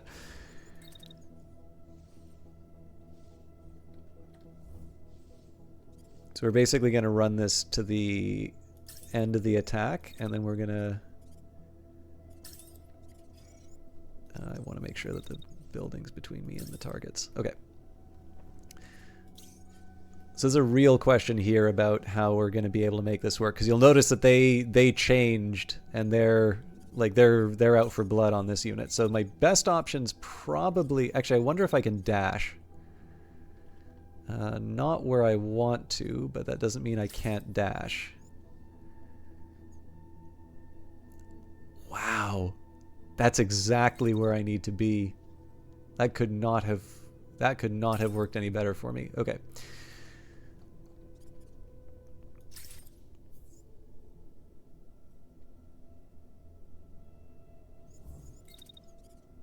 So I'm basically staying put for that shot, and then I am getting the hell out of there.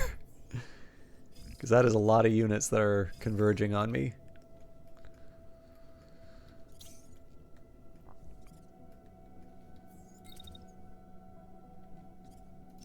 Okay, so I can't stay put.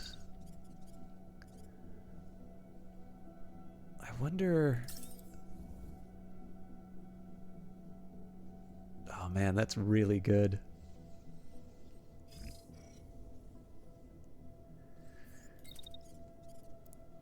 Okay, so if I just wait out the attacks like that. Now, I am not doing myself any favors by killing this building. but I am the type of mech to bite the hand that feeds. Oh, it looks like somebody's throwing a missile at me too. I'm gonna go nuts and actually leave that for the...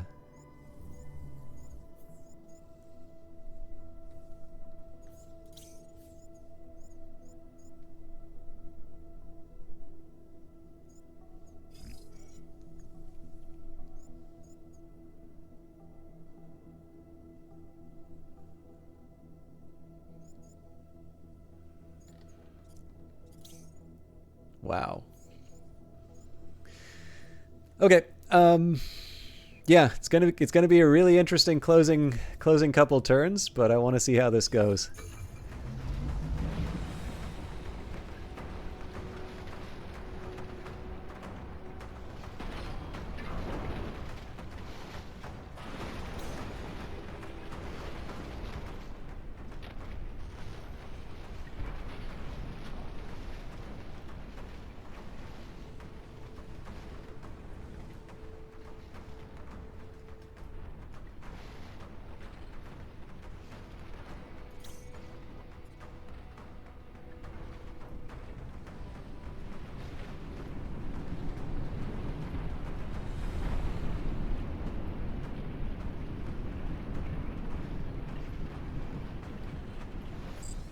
Incredible work, Commander. There's no coming back from this. They'll be forced to abandon the site.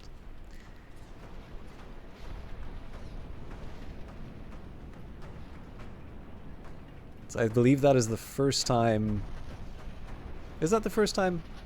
It's the first time before the end of the timeline that... Or the end of the time remaining that we've gotten to Tier 3. I think I might have gotten to Tier 3 one more time before that.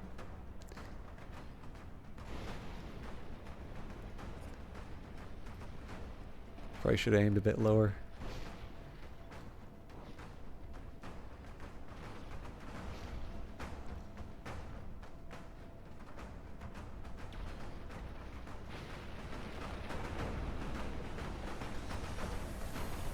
Sophia, lovely to see you. How are you doing?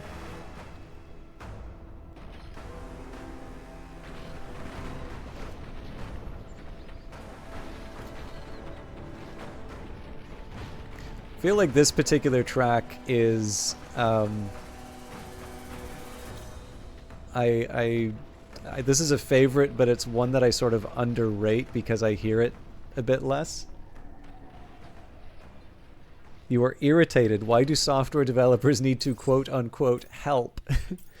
There has got to be a story behind that. The reinforcements are moments away. Whatever you have planned, wrap it up quickly. We're leaving. All right. So this is just about survival, but let me just take a quick minute here. I'm going to do this in the appropriate order. So we had Lord Gloom in earlier. For those of you not following Lord Gloom, a wonderful Magic the Gathering and Escape from Tarkov and Cobalt Core and art streamer. So a little man for all seasons. We've got Tiberiosity in here, who I was enjoying. In fact, I happened to catch Tiberiosity during a really nice moment in Final Fantasy XIV, I think it is, where there was an army of rabbit people.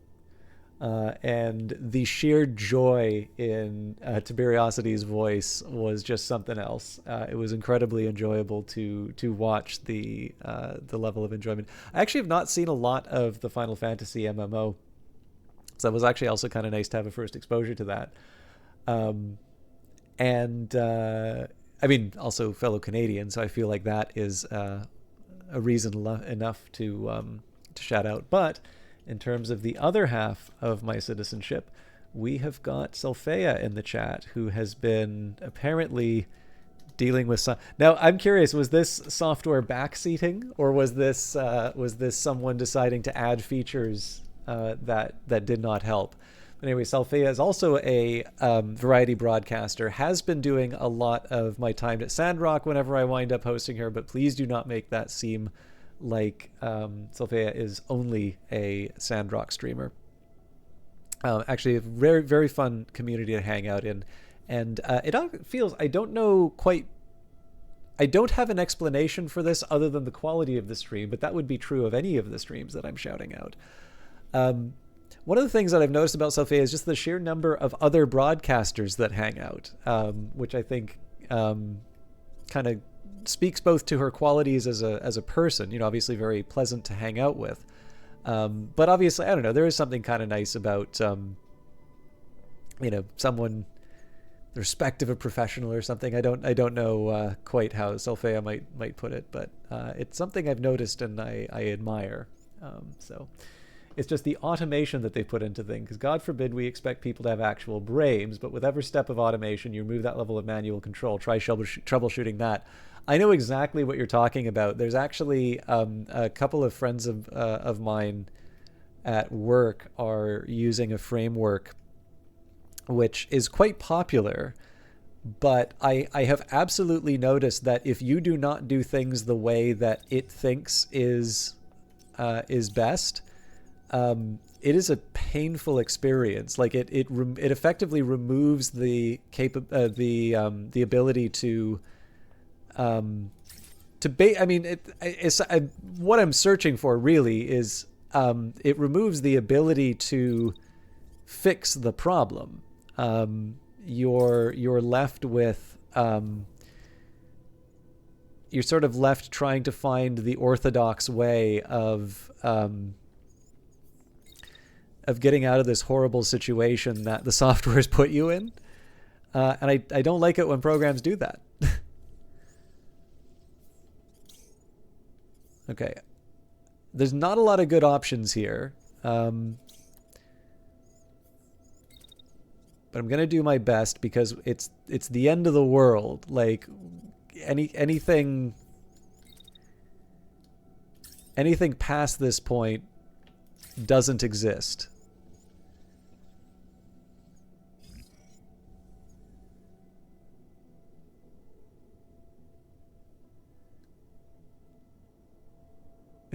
I'm glad it's working, but I am sorry that you had to go through the wars to get there. Okay. If it's not clear, Sophia, our mission right now is to blow up this base. And we will do so with aplomb.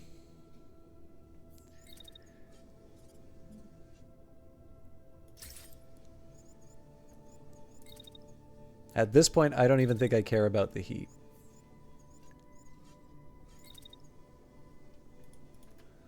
Although this is an interesting problem. Oh, I've put myself on like a rooftop, probably.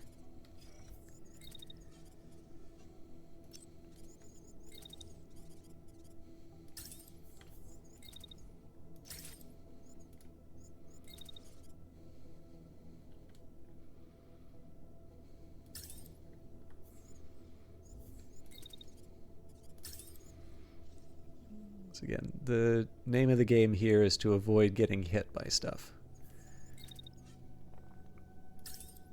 Honestly, there isn't even a point to really launching these. Yeah, we'll run hot.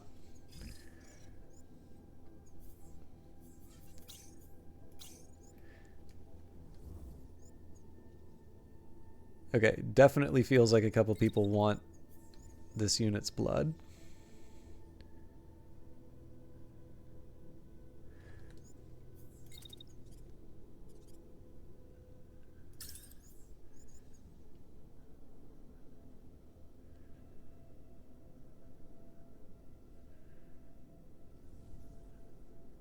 Okay, so fortunately it looks like the missile does not arrive on time.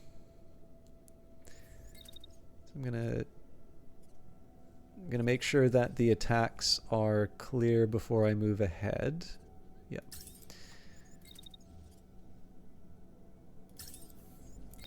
And then basically everything after that is kind of a bonus.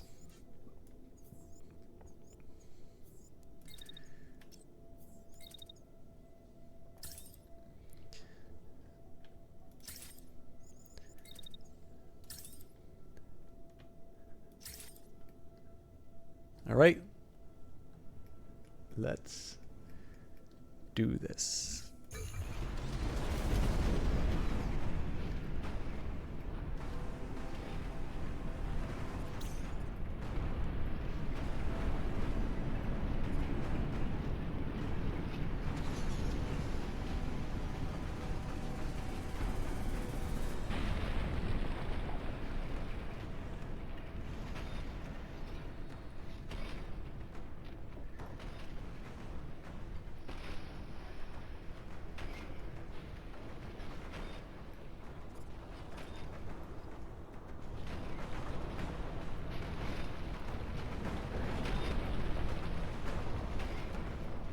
Oh, we get to watch some bombs go off.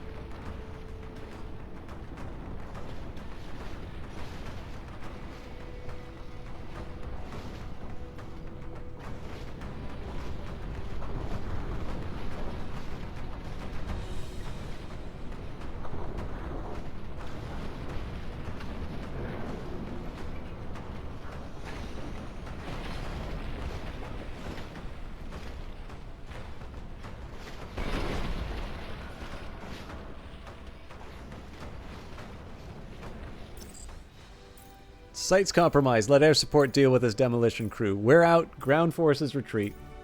Alright, we're definitely watching that on full speed. So we'll watch this character by character. So that almost went perfectly in terms of the shotgunners. So you get to see the two shots kind of come in, hit the side of the building. Oh, it did. Oh yeah, so there was one that kind of tagged him in the back, but that was the cost of doing business. So then they point their big shotgun, chew through a building or two. So a bunch of the missiles you can see went into the side of the building. I was really hoping we'd see this thing collapse, but we didn't quite have enough to deliver the finale. Still looks cool though.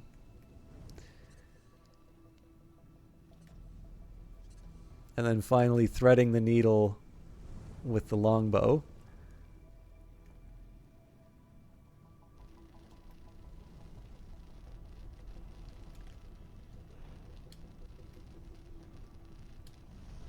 Not a scratch.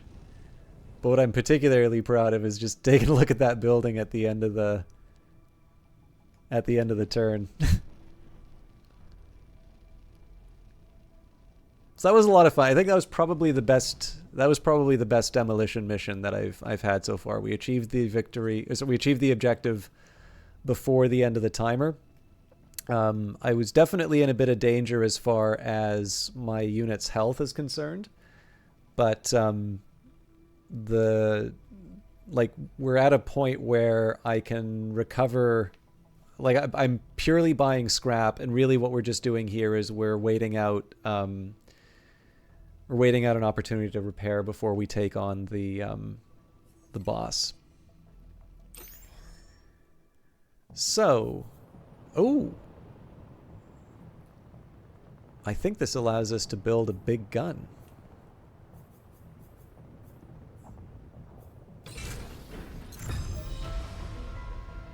Alright, buried treasures. After the fight, your team performs a routine sweep of the area. You notice a group of scouts huddled around some rubble, talking in hushed tones. When one of them spots you, they all stand at attention. Commander! At their feet is a container, its casing caked in dirt and dust. It looks old, but otherwise intact. We found it jammed between some books and tools, explains a scout. What should we do with it? Open it. More lucky logger! Alright, so this is the boss.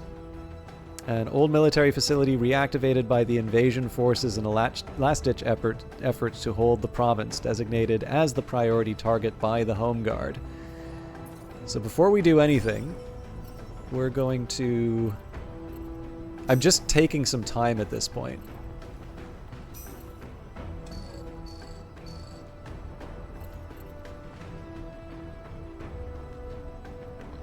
I'm hoping they don't send out reinforcements. 10% left. Okay, we're ready to go. So I'm definitely gonna need to rebuild my my squad. Behemoth. The base slows down and comes to a stop. The Home Guard had few details about your target. No recon squads they sent to investigate this site returned back. You look up from the grainy, glitched recordings on your screen, all cut short. Eerie silence hangs in the air, thick fog obscuring the path ahead. A wall of red covers every scanner in the briefing room. One of your pilots tries to break the tension with a joke, but there is only nervous laughter in response. Whatever the invasion force is keeping here, you can't let it escape. This is their last-ditch effort. It won't make a difference. Suit up. So, we definitely need to be prepared to kill something. We can't be in a point where we're just doing impact damage. So the invasion force hold this province. Sorry, the invasion force hold on this province hinges on their heavy weapons platform. These walking fortresses carry high-ranking commanders coordinating the efforts and engaging targets across the entire region. Our mobile base has managed to get close. Don't squander this opportunity. Deliver the killing blow. Perilous difficulty. Jack of all trades, this enemy can counter a wide variety of threats, bring a versatile squad, and prepare to make adjustments on the fly. Long haul. This encounter might take a while. Bring units capable of taking a few hits. Move or die. The enemy is capable of devastating attacks. Bring units capable of quickly moving between cover and water. Bodies of water detected in the vicinity. They can be entered to increase heat dissipation, enabling more frequent attacks. So, squad. How do I even start this? Okay, well, we definitely want to change the weapon for the needle. We're definitely going to go back to the sniper for that.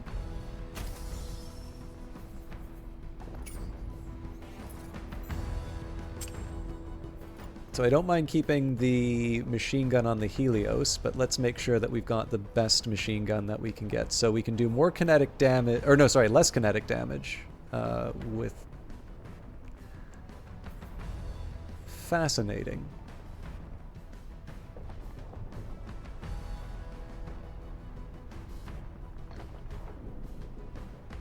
This torrent's doing work.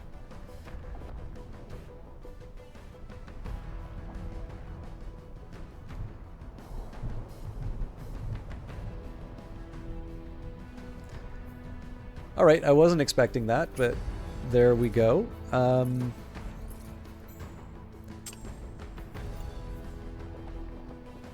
So I tend not to like the Astra, and it definitely doesn't give me anything new. So I think weapons-wise, it really just comes down to the Protector. Do I want to keep the shotgun, which does 558, and I have to be up close, or I can go back to basically any... Okay, so what's the biggest, baddest gun that I can get my hands on? I guess it's the Hurricane. Extra range is also a factor here.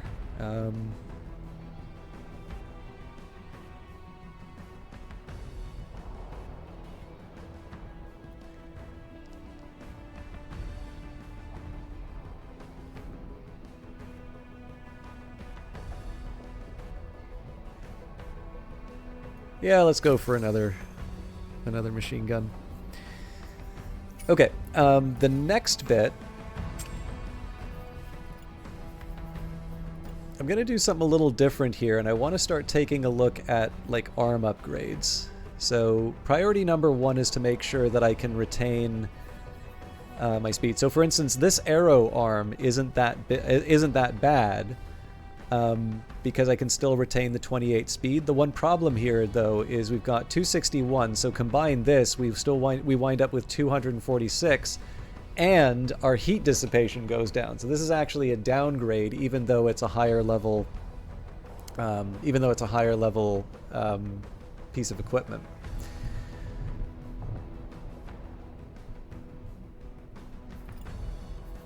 Now, I'm wondering, with the Helga... So one thing I'm wondering here, if I maybe take this Blackbird And I replaced the Helga with...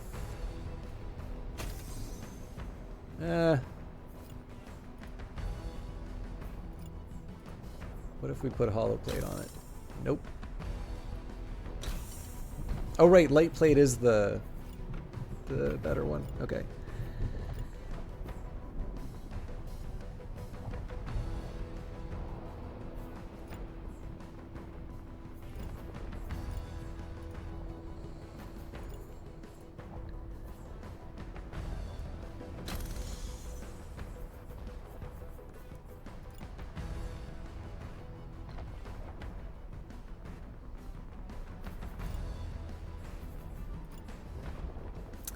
I think I'll get used to a slightly slower longbow.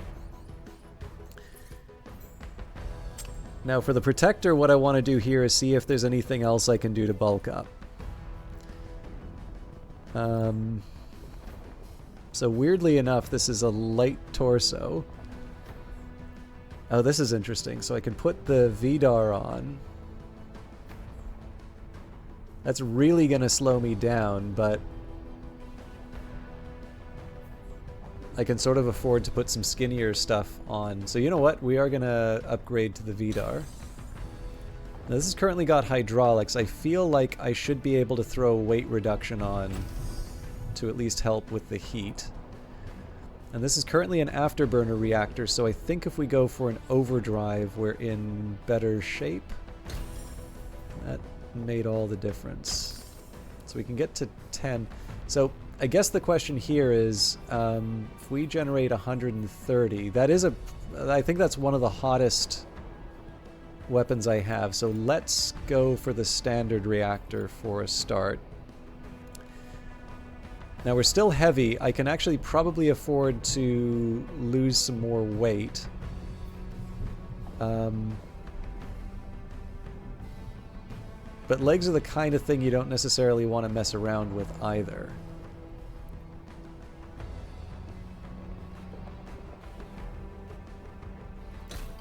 So their base value is 18.5.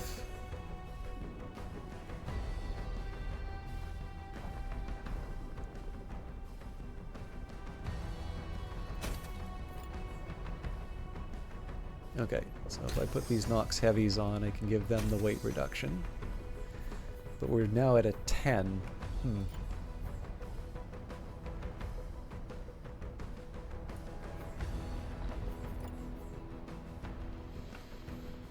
Now this one's a tough... Oh, okay, actually we can give up the basic plate. So total survivability, we've got 531 here right now. I don't think there's a comparable arm. I could put the Helga on.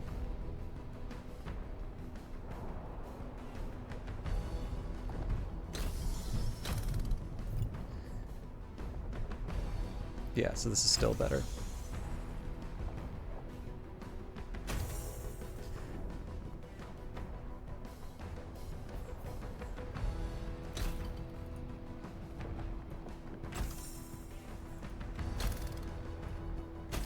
Yeah, I'm gonna hate the speed, but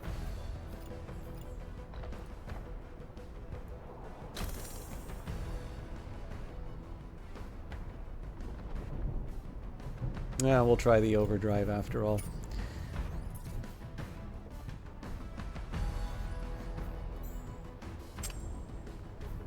Now, as far as the needle goes, very hard to see anything to change.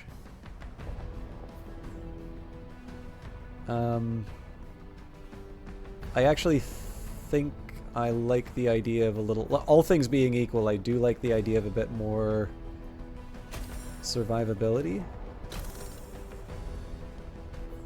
So 150... Okay, these Tsubasas are a possibility.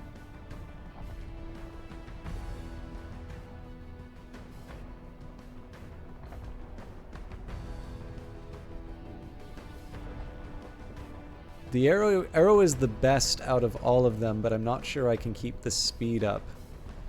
You know what? Maybe that's not the highest priority right now.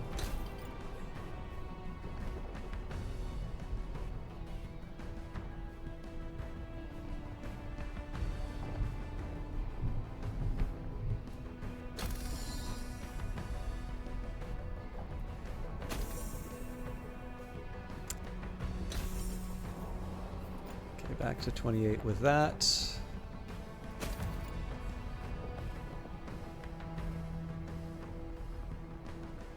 This is on its own already an improvement.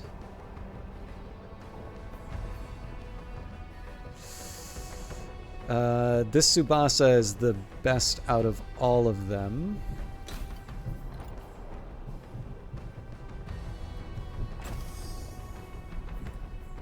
Oh, but that's because it's got composite.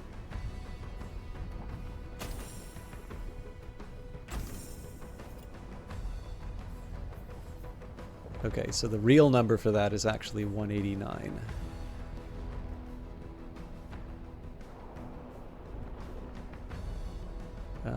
But I think I can accept losing a left arm if that comes down to it.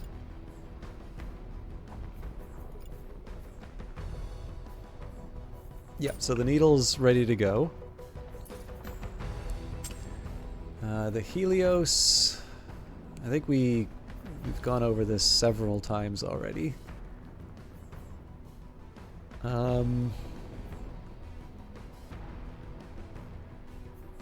These arrow legs are actually kind of tempting.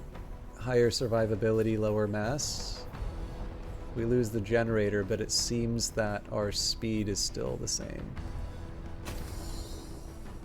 Well, okay, we actually lose half a point on that, and we lose heat dissipation, so maybe not.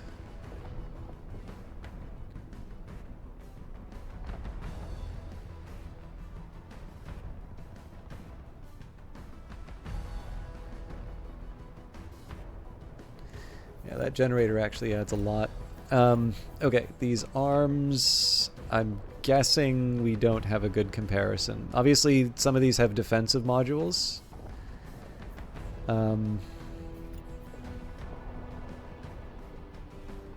Yeah, I don't see this happening, so... and then I suppose, finally, I guess we've already kind of gone over the Protector at this point, so... This is the Dream Team.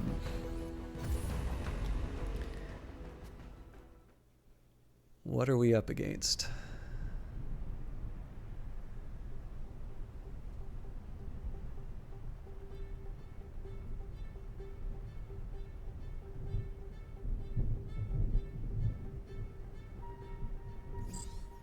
This will be a tough nut to crack, Commander. It's almost buckling under the weight of all these shields. Exercise extreme caution. Engaging termination protocols. Estimated flatline within 10 seconds. Okay, I think we get a free turn at the start. Yep, so as long as we keep a respectful distance. Now, the key, as always, is going to be spreading around. And I want to be careful about how I do this. So the fact, like, we've got a big, heavy mover. This is as far as I can get on any one turn. Now, one alternative I have is to get on top of a building and then dash back down. That might be a cheeky move I try. Oh man, I'm so heavy. I'm so heavy I may not actually be able to do that. Yeah.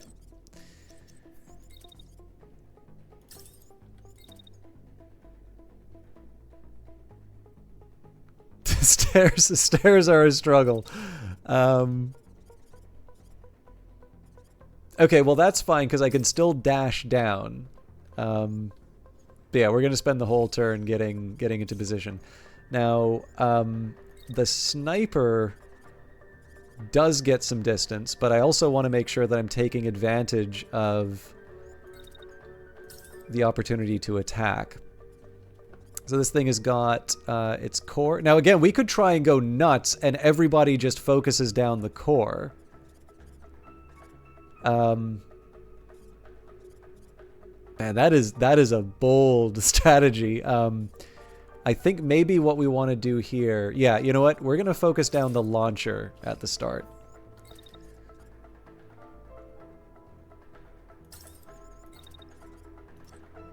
And in fact, basically every move for the sniper is going to be determined by its ability to damage the launcher.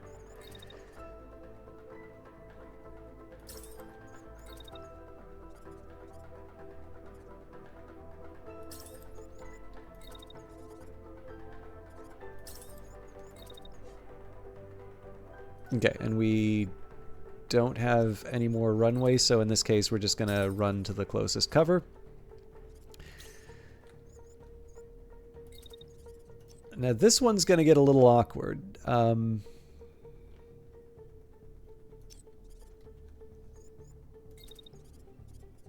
actually wondering if we sort of move opposite directions. Surely I can get...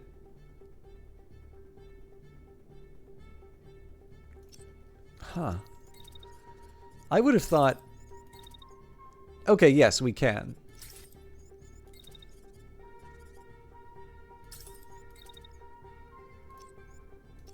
Okay, so you know what? This is going to be all about the dashes.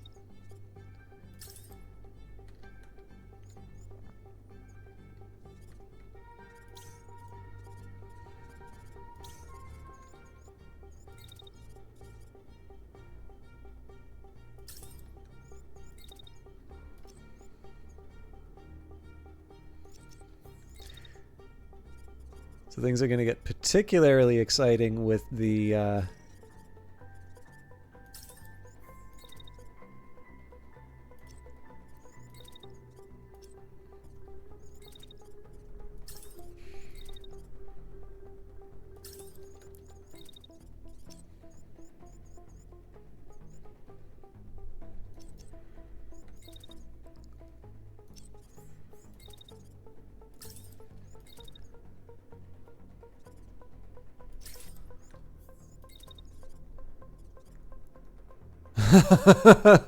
All right, sure.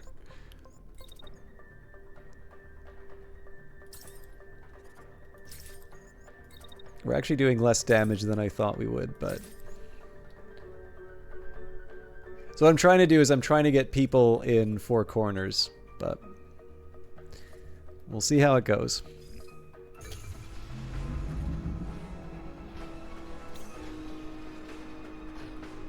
I was very nervous about that for a moment.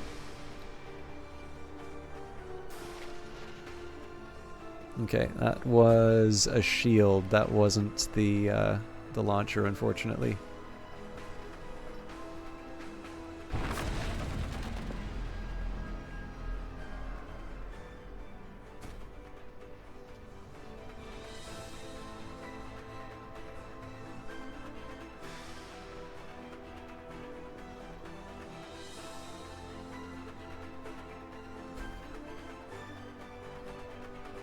We'll have our revenge soon enough, but...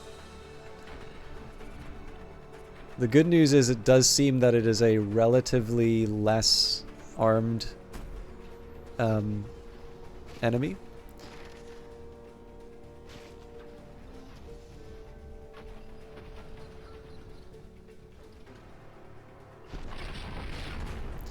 Yeah, I mean, I can't complain too much about being able to take the armor out, but that's a pretty... That's not quite the reward you want to get for dedicating all of your attacks to one part. We are also quite exposed. Like given what we tried to do, we are actually quite exposed in our current position. So I do have some plans for that, but I may need to get my my people out of a tight spot.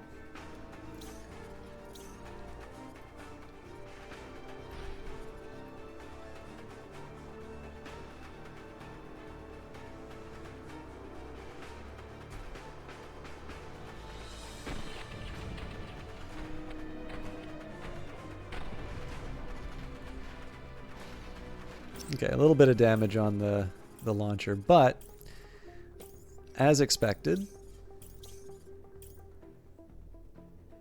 it wants revenge. So one approach I'm thinking of here, I mean, essentially, we just fire at whatever we can. Is sort of the idea behind this. It's not a great distance. Yep. But what it does allow me to do. So if we wait it out like this.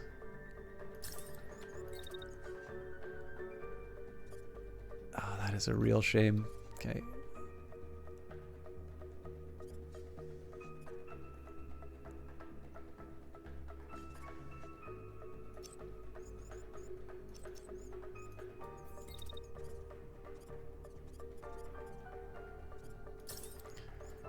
So I'm not necessarily going to do the turn this way, but...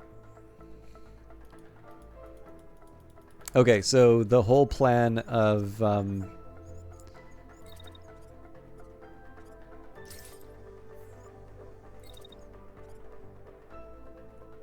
whole plan of sort of dashing off the edge is a non-starter.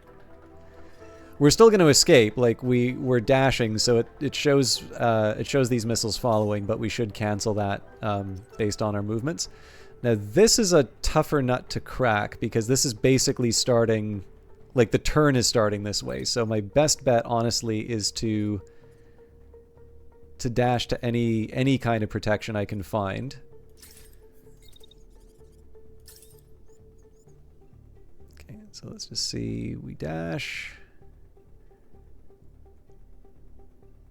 It does look like it actually gets a couple of attacks in, so I want to see if there's a better way for us to do this. So if I do that...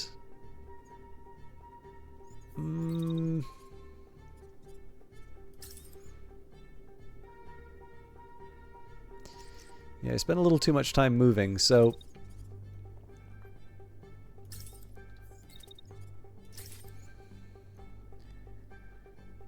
And yeah, in this case, the charge takes too long.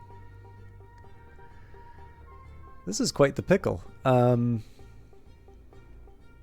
Oh God, that is a hero's move there. I'm not doing it, but.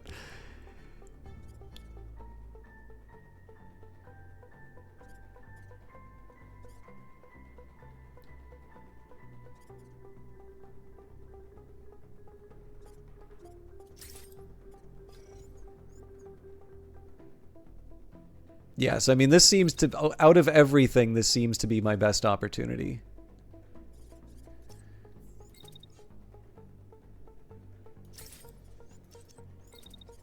But what I also get to do, so I get to run up like that. And then I get to dash into a bath.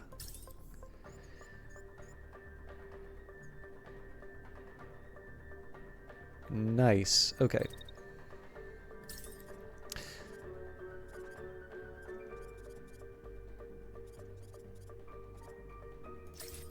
I'm not expecting miracles out of this, but I want to see... I want to see if I can make something happen. Okay, so we definitely have opportunities with the longbow. So first thing I'm going to do is actually trace out my movement. Okay, that puts a big target on my back. Wow, okay.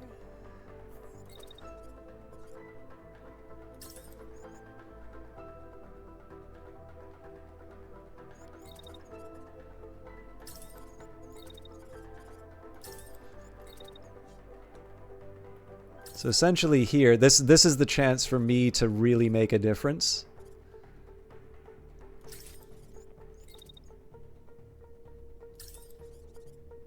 So even if they seem like long shots on the launcher, that's one that I want to take.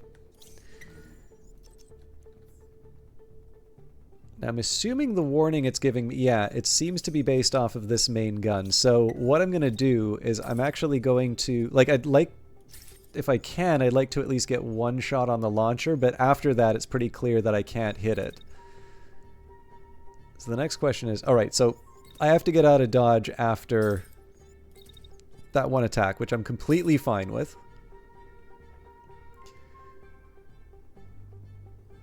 Obviously I am praying that this thing doesn't blast through the building. You know what? Once it's committed the shot, there we go. I'm okay.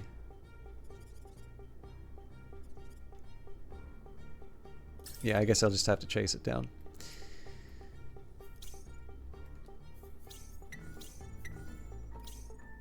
All right, let's see the magic happen.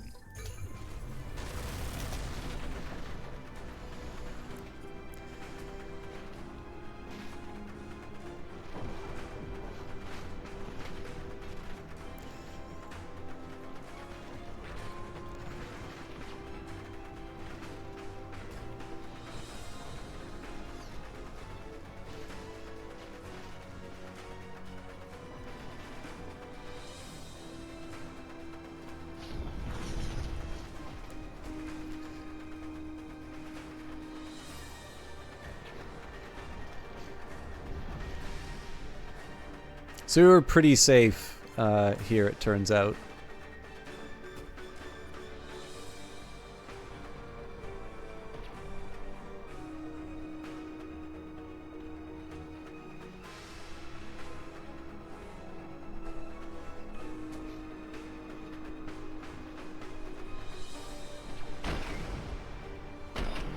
I don't want to say we can relax on the behemoth. Like, obviously we want to treat it carefully.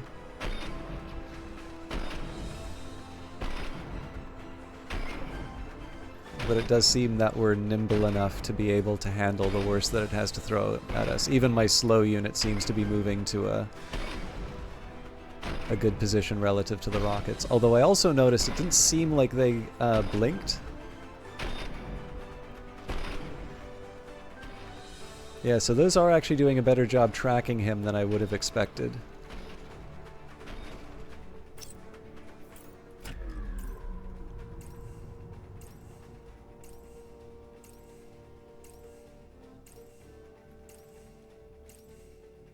Okay, so that wasn't a ton of damage to the building.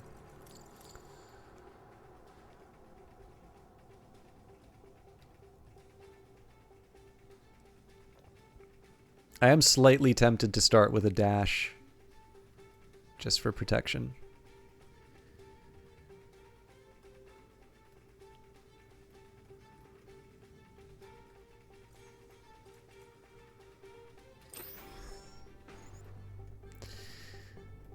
All right, so I think we, as usual, we need to see where the action is, and it looks like this might have been a mistake to peek my sniper out like this.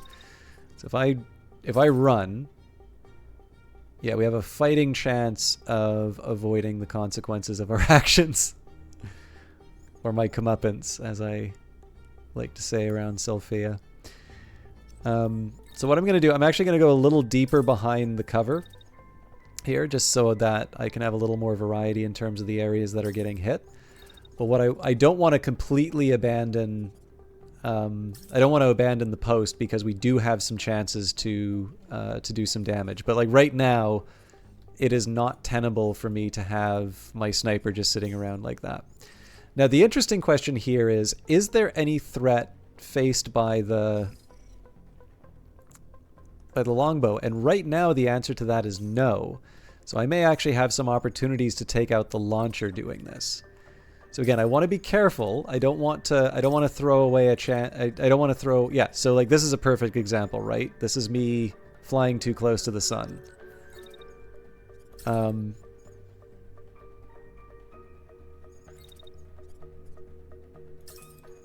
I definitely feel like there are opportunities for me. Okay.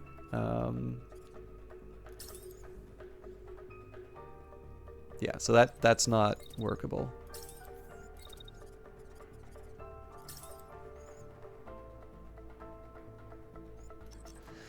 Okay, so if as an alternative we instead say we're going to stay here.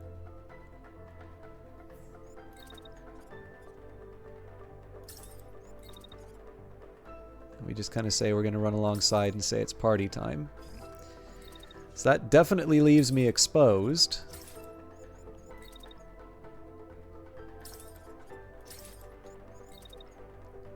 but I'm not convinced it's game over for this unit. Okay. So we're definitely targeted by rockets. So one thing I'm going to do just straight up is dash the one time. I'm actually going to walk back.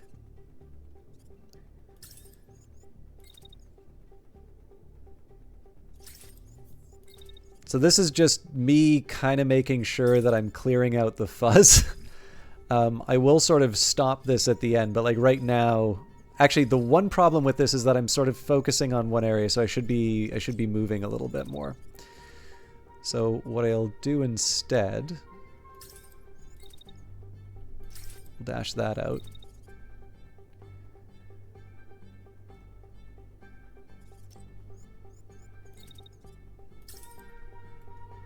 Yeah, we'll see. I'm not 100% how I feel about that, but...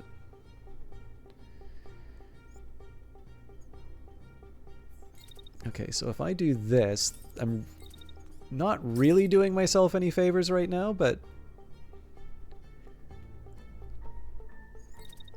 Okay, so we wait that. Actually, better still...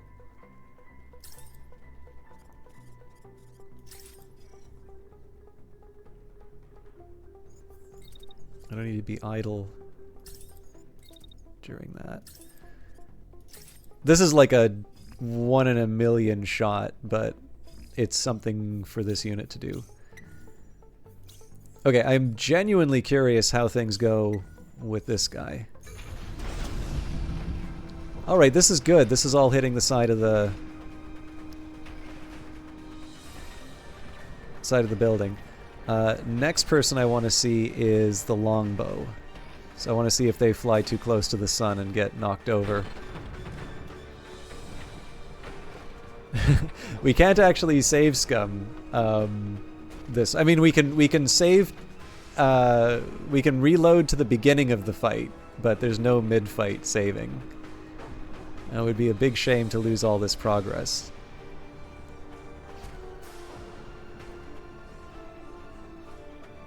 I'm starting to reconsider my my move where I'm walking back. We really just need one hit on that launcher.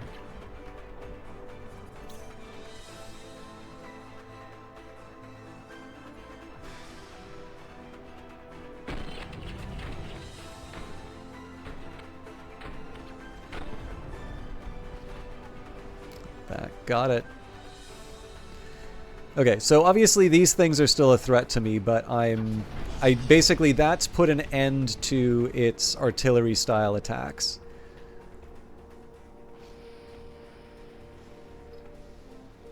So we'll still need to worry about the turrets, but the whole idea of this sort of stuff, like having to worry about missiles targeting my slow mover, we're good there. In fact, we're sort of at a point now where I'll likely be peeling off some of the turrets, and that'll expose it to a...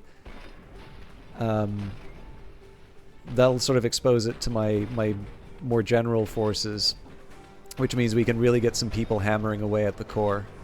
That's kind of already happening, but it'd be better for me to be a little more focused for the simple reason that it stops... okay, that's danger. Yeah, those turrets are actually a big threat. So that's fine. We know we have the formula for dealing with this, right? We just run behind cover.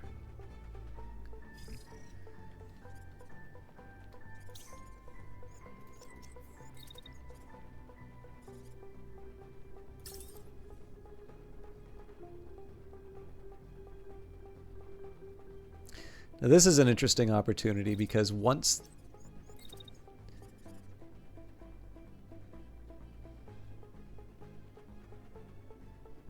So I think once that second pass is done, I can move around to the side like this and let her rip. Now again, this isn't my best shot, but it's a chance to do something.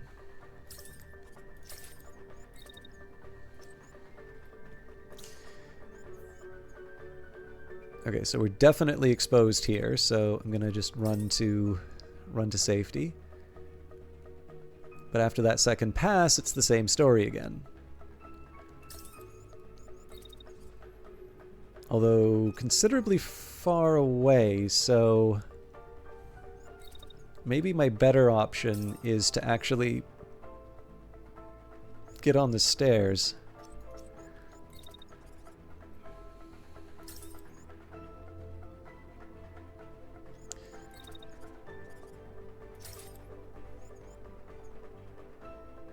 Oh man, how brave am I? I don't think I'm that brave. I am that brave though. So I might overheat.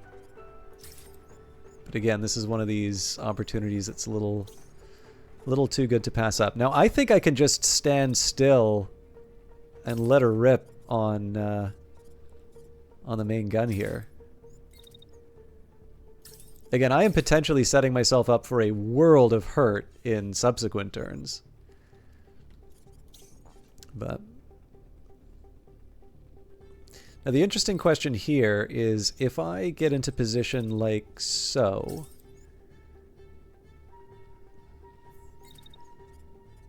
and then we wait out the second pass like everyone else. So it seems to me like I can get into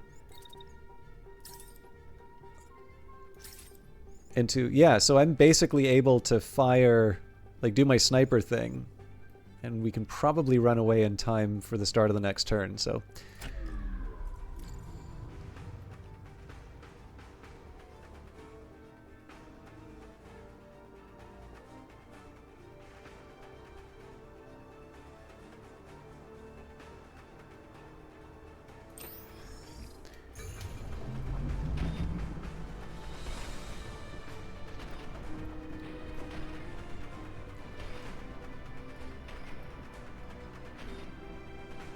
even though we haven't been targeting it too, we've actually got a respectable amount of damage on the core already.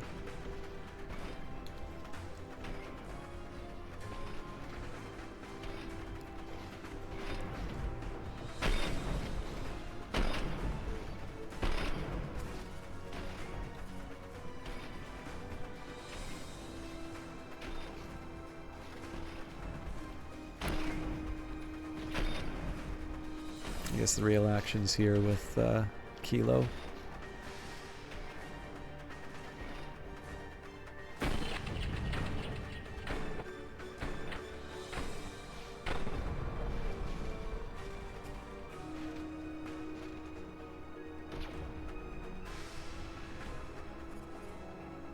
So we didn't really do anything to the turret. Looks like we hit the armor.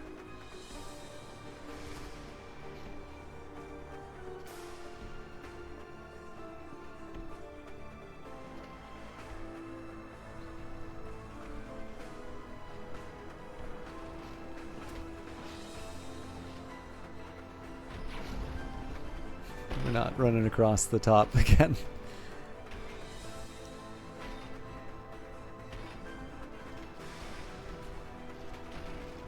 I was hoping for a little bit more in terms of hits. But we're doing what we can.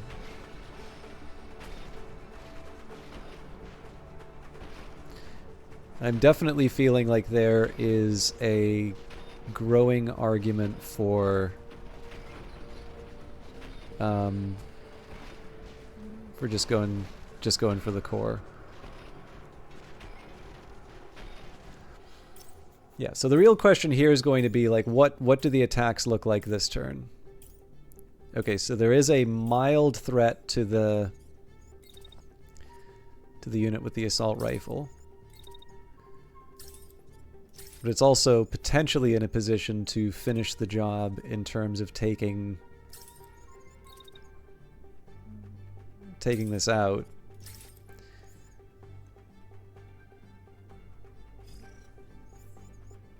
So technically, if they stay put, they're fine. But I don't want to rely on that. I actually want to be pretty aggressive in my movement. Now, this does create a problem for these guys. Oh my god, yeah, they're coming in hot. I actually think this is going to hurt a lot for this unit. As in potentially kill the unit. But I don't have any other moves that I can do. But the one thing I can do is offer some support. So this is what's oh my god, yeah. And we're not going to be able to do enough damage.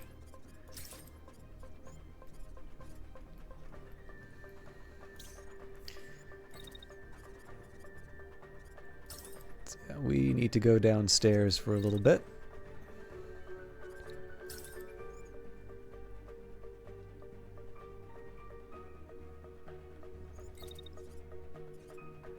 But it looks like I have an opportunity that opens up at the end of the turn here.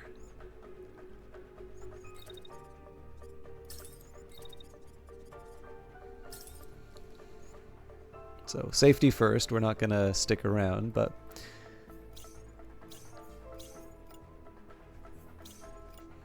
Well, you know what? Okay, so let's not assume that this thing is dead. Like, let's make an effort of making it contribute to the fight, but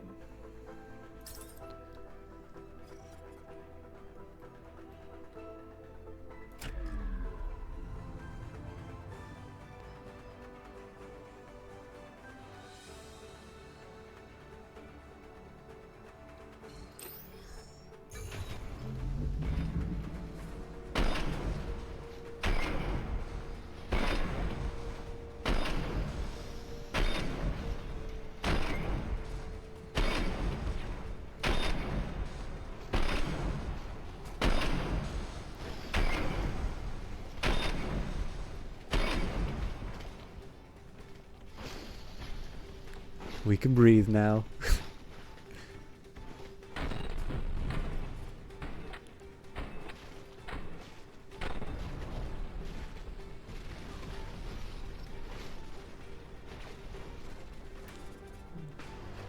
That is a thing of beauty.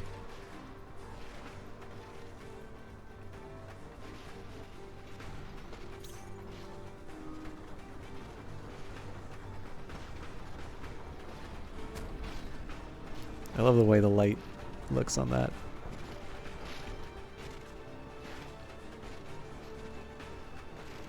So the thing is, we haven't been hit by any of these guns yet, so we don't have a good idea of what they can do to us.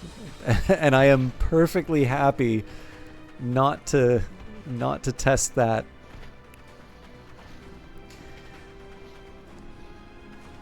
Now, this is one of these cases where it really feels like I should be going for the core, but given how disruptive we found, you know, just the wrong turret looking at us, like, I definitely think Kilo's going to be in some trouble next turn based on where this turret's pointing. Given how disruptive a turret pointing in the wrong way can be, I definitely think defanging the behemoth is going to be the way to go for the rest of this.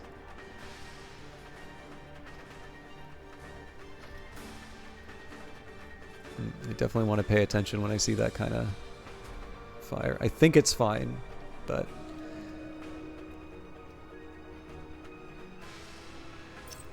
Okay, so, as always, we want to see where the guns are pointing.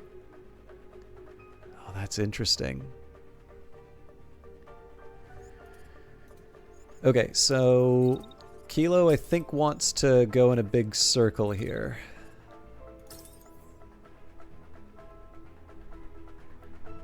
Oh, man. Okay.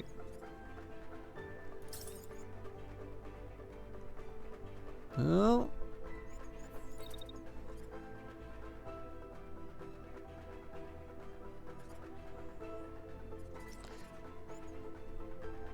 Okay, so I basically need to stay put. And then chase them at the end. Knowing that...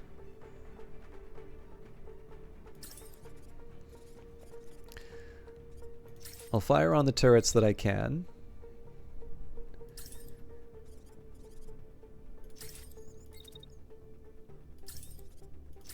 So obviously my chances get worse over time.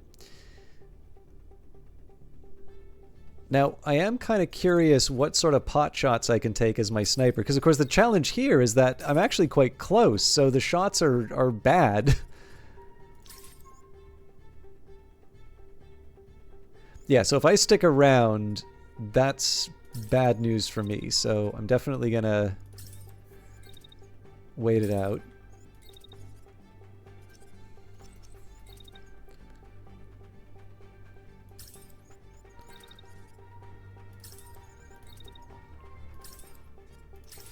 Yeah, so even though they're not the best opportunities, they're shots that I can take.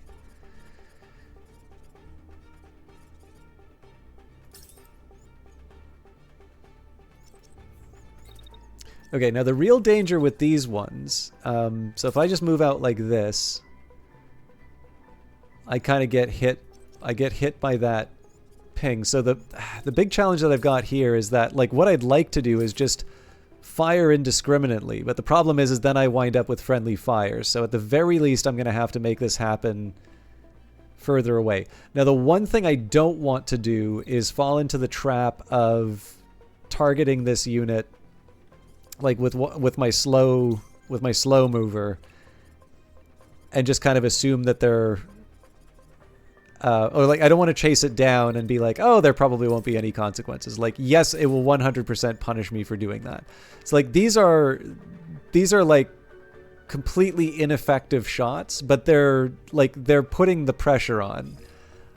Even if like one of them hits, that's just more damage than I had to begin with. So this is kind of a holding pattern sort of turn.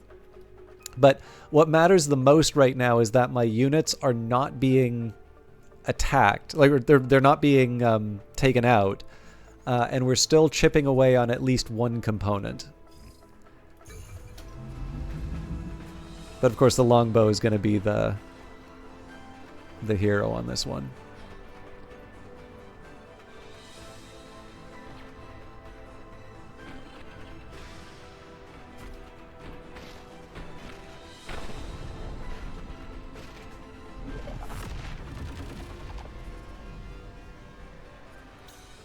Okay, and they didn't get knocked over, which is good.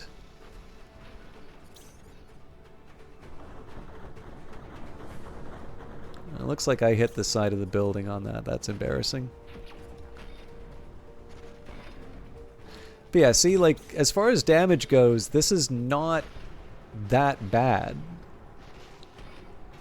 We're not going to take a component off, but like in terms, even when we're not doing precise shots, like you can just see, like the target's so large that basically we're still able to do something at a well outside the effective range of the weapon.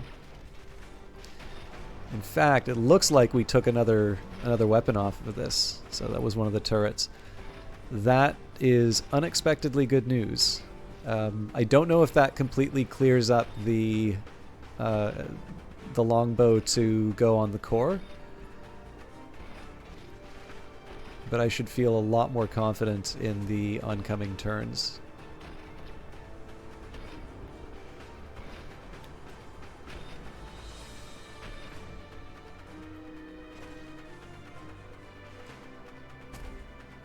And in fact, if it's going to be moving away, I actually think there's an argument for the sniper to take some hits on the core as well.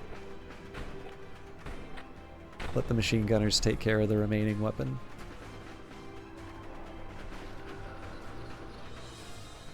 Or weapons, rather. Okay, let's see how that played out.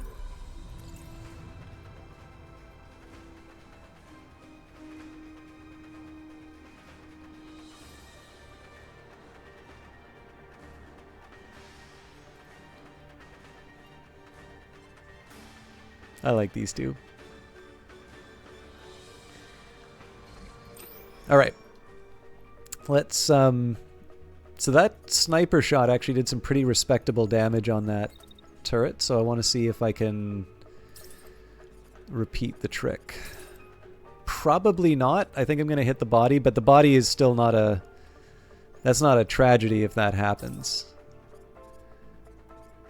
Of course, from there, I will absolutely target the core. Okay, now this is an interesting one. So, again, I want to be kind of careful I don't get stomped on. But this is 100% a time when I go pure core. And we're a little too hot to make this do anything. Now, one real worry that I have here is that the longbow is like right in the middle of the action. So we could wind up in a situation where, you know, I'm in a bit more danger than I appreciate. Speaking of danger that I don't appreciate, I think what I might do with this unit is just dash.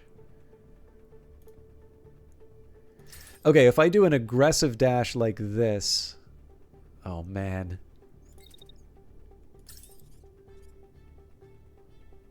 This is very ill-advised, but...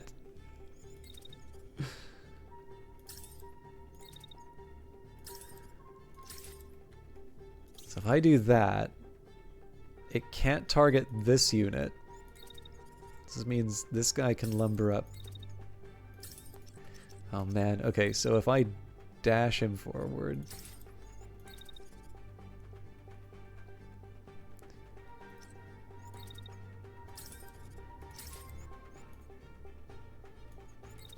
Okay, there's no way I'm getting a second attack, so I might as well make it count here.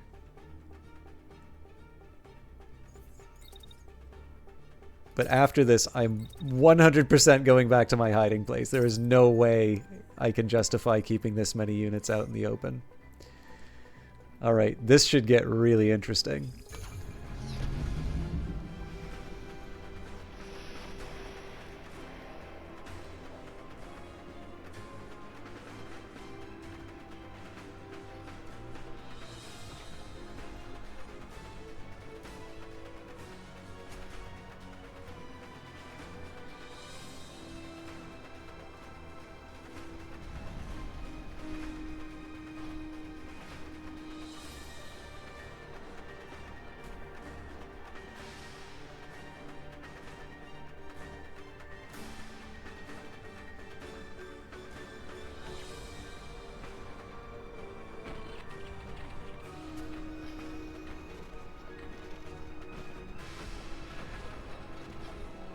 So that looks like that's the armor plating we're hitting there.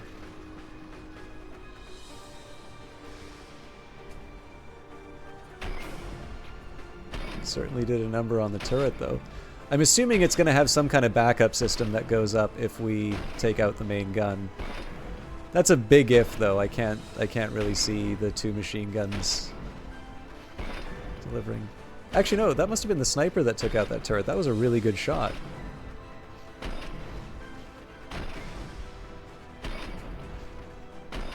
Yeah, this is really paying off. I was not quite expecting this to go as well as it did. Alright, so I don't think that was a direct hit. I think that's what happens when you are in close proximity to one of those things going off. So that is going to be a detail that I take note of.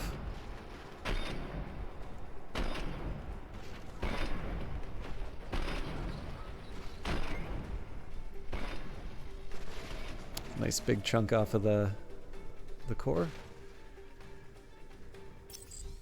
Hull integrity compromised. Activating emergency protocol. Sending power to reserve weapons.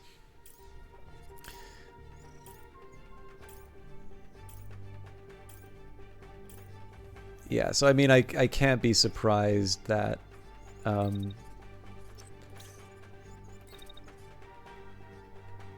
it's not just gonna sit there and take it. But I'm wondering, so if I just do a little something like this,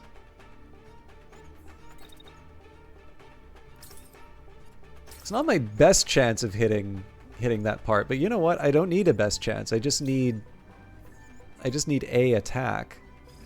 Not so sure what it means by reserve weapons, so I might want to be on the lookout for those. Now, one question I have here is if I just go If I just go wild with the machine gun, okay. So I can actually get a little bit closer.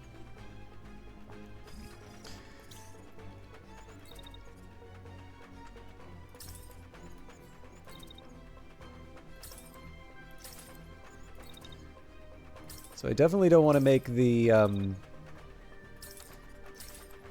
want to make the turret my life's work, but I do think we're in a position where I can start to close the trap. Not really a trap, is it? Okay, looks like we only have enough for one shot. I can live with that though.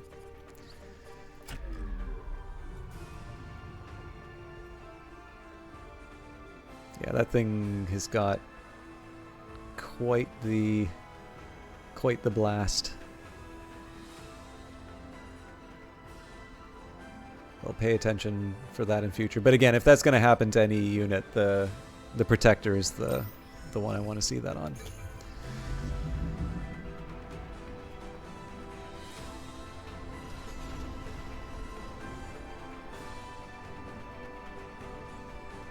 Oh, is that the reserve? That looks like a reserve weapon coming up.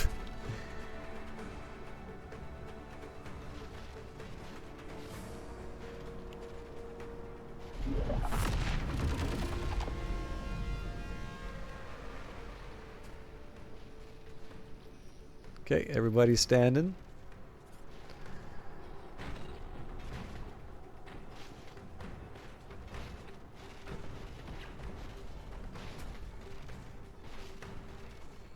If we take this turret down, I'm going to be very happy, but...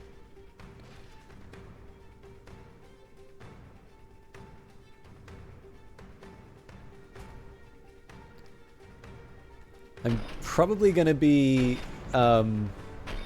talking about how bad it is that I didn't focus on the core this coming turn, because we do have quite a few people exposed to a reserve weapon, which I'm going to assume that the reserve weapon is still one of the more devastating...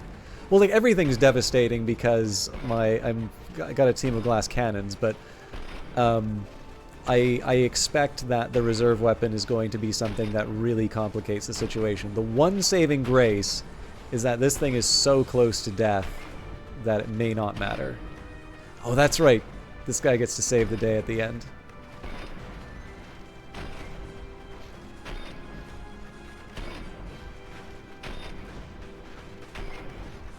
Not really doing damage on the main gun, though. Sorry, I kept calling this a turret. It's a main gun. Still, that's respectable work on the core there.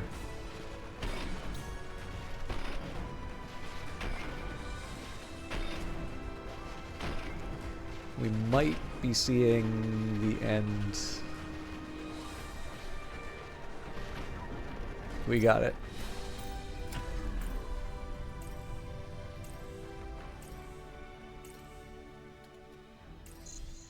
Mission accomplished. We're already relaying the footage to the Home Guard. This is sure to be welcome news. With this asset out of commission, they should have no trouble routing the remnant forces out of the province. So yeah, the only drawback is when you kill the thing at the end of the turn, you don't get to see the big destruction animation. Still, that was a fun one. I don't know if I've ever done the Behemoth before, but that was... I've become quite a bit more cautious against these kinds of boss fights anyway, but I still feel like there was enough for me to sort of go and be cautious with and to sort of think about, but without, like, I didn't really feel like it was getting out of control. I feel like it was one where I needed to sort of respect the enemy, but that I had a game plan that would work. But I hope that was fun for you to watch too, because that's definitely fun to play. Incidentally, for those of you that haven't played Phantom Brigade in a while, this is what was added in the new update. So if you don't normally play, or perhaps you thought that the game was interesting, but it didn't quite have enough to sort of sustain longer play, I definitely feel like this update in particular is one that you'd want to take a look at. It's a... In my view, it's a really special one. It's, you know, I've always been fond of the game, so I'm going to I'm just going to be favorably disposed to it in the first place. But I think when I take a look at the things that people have said they didn't care for in the game, it basically feels like a complete checklist of every single one of those comments. So definitely worth checking out. Province liberated. Thanks to your efforts, the enemy was driven out of the contested province. Resistance forces will hold it from here on out. Complete victory. The invaders have slunk away with their tails between their legs, thanks to your decisive and bold maneuvers. Multiple messages come in from different officers in the Home Guard, grateful for your contributions. The radios are also jammed with messages of celebration that fly from town to town in the area, all happy to contribute to kicking the last of the invaders from these lands. A pilot approaches you, while the others are distracted by the celebrations going on outside the base. Can we celebrate, boss, just for tonight? I think we've earned it. Give your pilots the night off and some booze to blow off steam. So that's 9 hours that we're going to be stuck on. We are going to go to a resupply point and charge up as well. And I'm going to go to the workshop.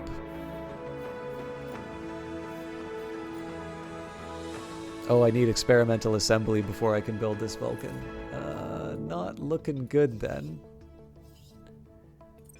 We need more supplies. Oh, well, we can get supplies. I just need to... Okay, so I'm going to clean out my inventory next stream. But yeah, so here are the plans for Phantom Brigade moving forward. We're going to heal up. We're going to resupply. And what I want to do is go to the capital city fight. This is definitely quite a bit stronger than my... Like, so my roster here says 196. This is a 825 threat, I guess. So like this is a big fight. I kind of want to see how I rate against it. But the other thing I would like to do is actually try and build the Vulcan. I believe I could do an uncommon one, but I do want to go for like a rare Vulcan. That just feels good to do. In fact, I'll probably also maybe build the axe as well, but we'll see. I don't know. I feel like I should probably see what I can actually pull off. So a bit of time in the mech lab, the workshop. Resupply for the oncoming fight. And then once I've sort of kitted out everything that I can or want to, neat. Then we're going to move on to Capital City and see what that's like. I might do a save just in case this is like really as bad as it sort of seems to be. I mean, it says here suggested level 6+, so 7 can't be that bad, but just taking a look at this number here makes me think that we might be outclassed. But assuming that we are able to complete the Capital City fight next week, it probably means that we'll be doing some Godless following that. But in any case, whatever Brace Yourself game you like, I hope you stop by and have some good times with us. But I got to wrap up for tonight. I'm on the verge of actually getting enough sleep. But thank you everybody for hanging out. Well, thank you for stopping by, Rarmonger. Let me just see who's online.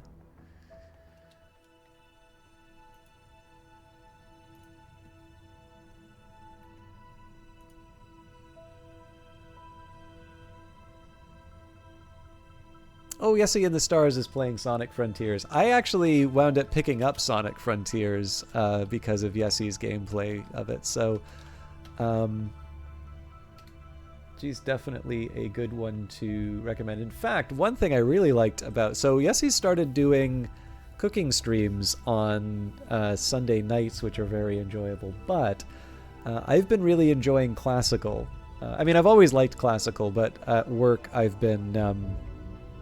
I've just I can't really have my usual devices around me, so I've been kind of relying on Apple Music Classical to keep me sane. Yes, he actually shared so she loves the movie Amadeus. I also really like Amadeus. but actually shared a little bit about why she likes Amadeus, and it was nice. It was a completely unexpected little bit of biography, I guess, but I was very happy to find out about it. So Yessie's playing a game series that she has a great love of, and it's actually it's a game that I'm kind of interested in too, so it's a pretty strong recommendation for sticking around and watching. For those of you who want to watch me, I will be back on Friday, and then for those of you who want more Phantom Brigade, that will be in a week, although after that week it depends on whether or not we finish the final fight and if there's anything else after that. So anyways, have a lovely evening, enjoy Yessie, and we'll see you in the next one. Take care.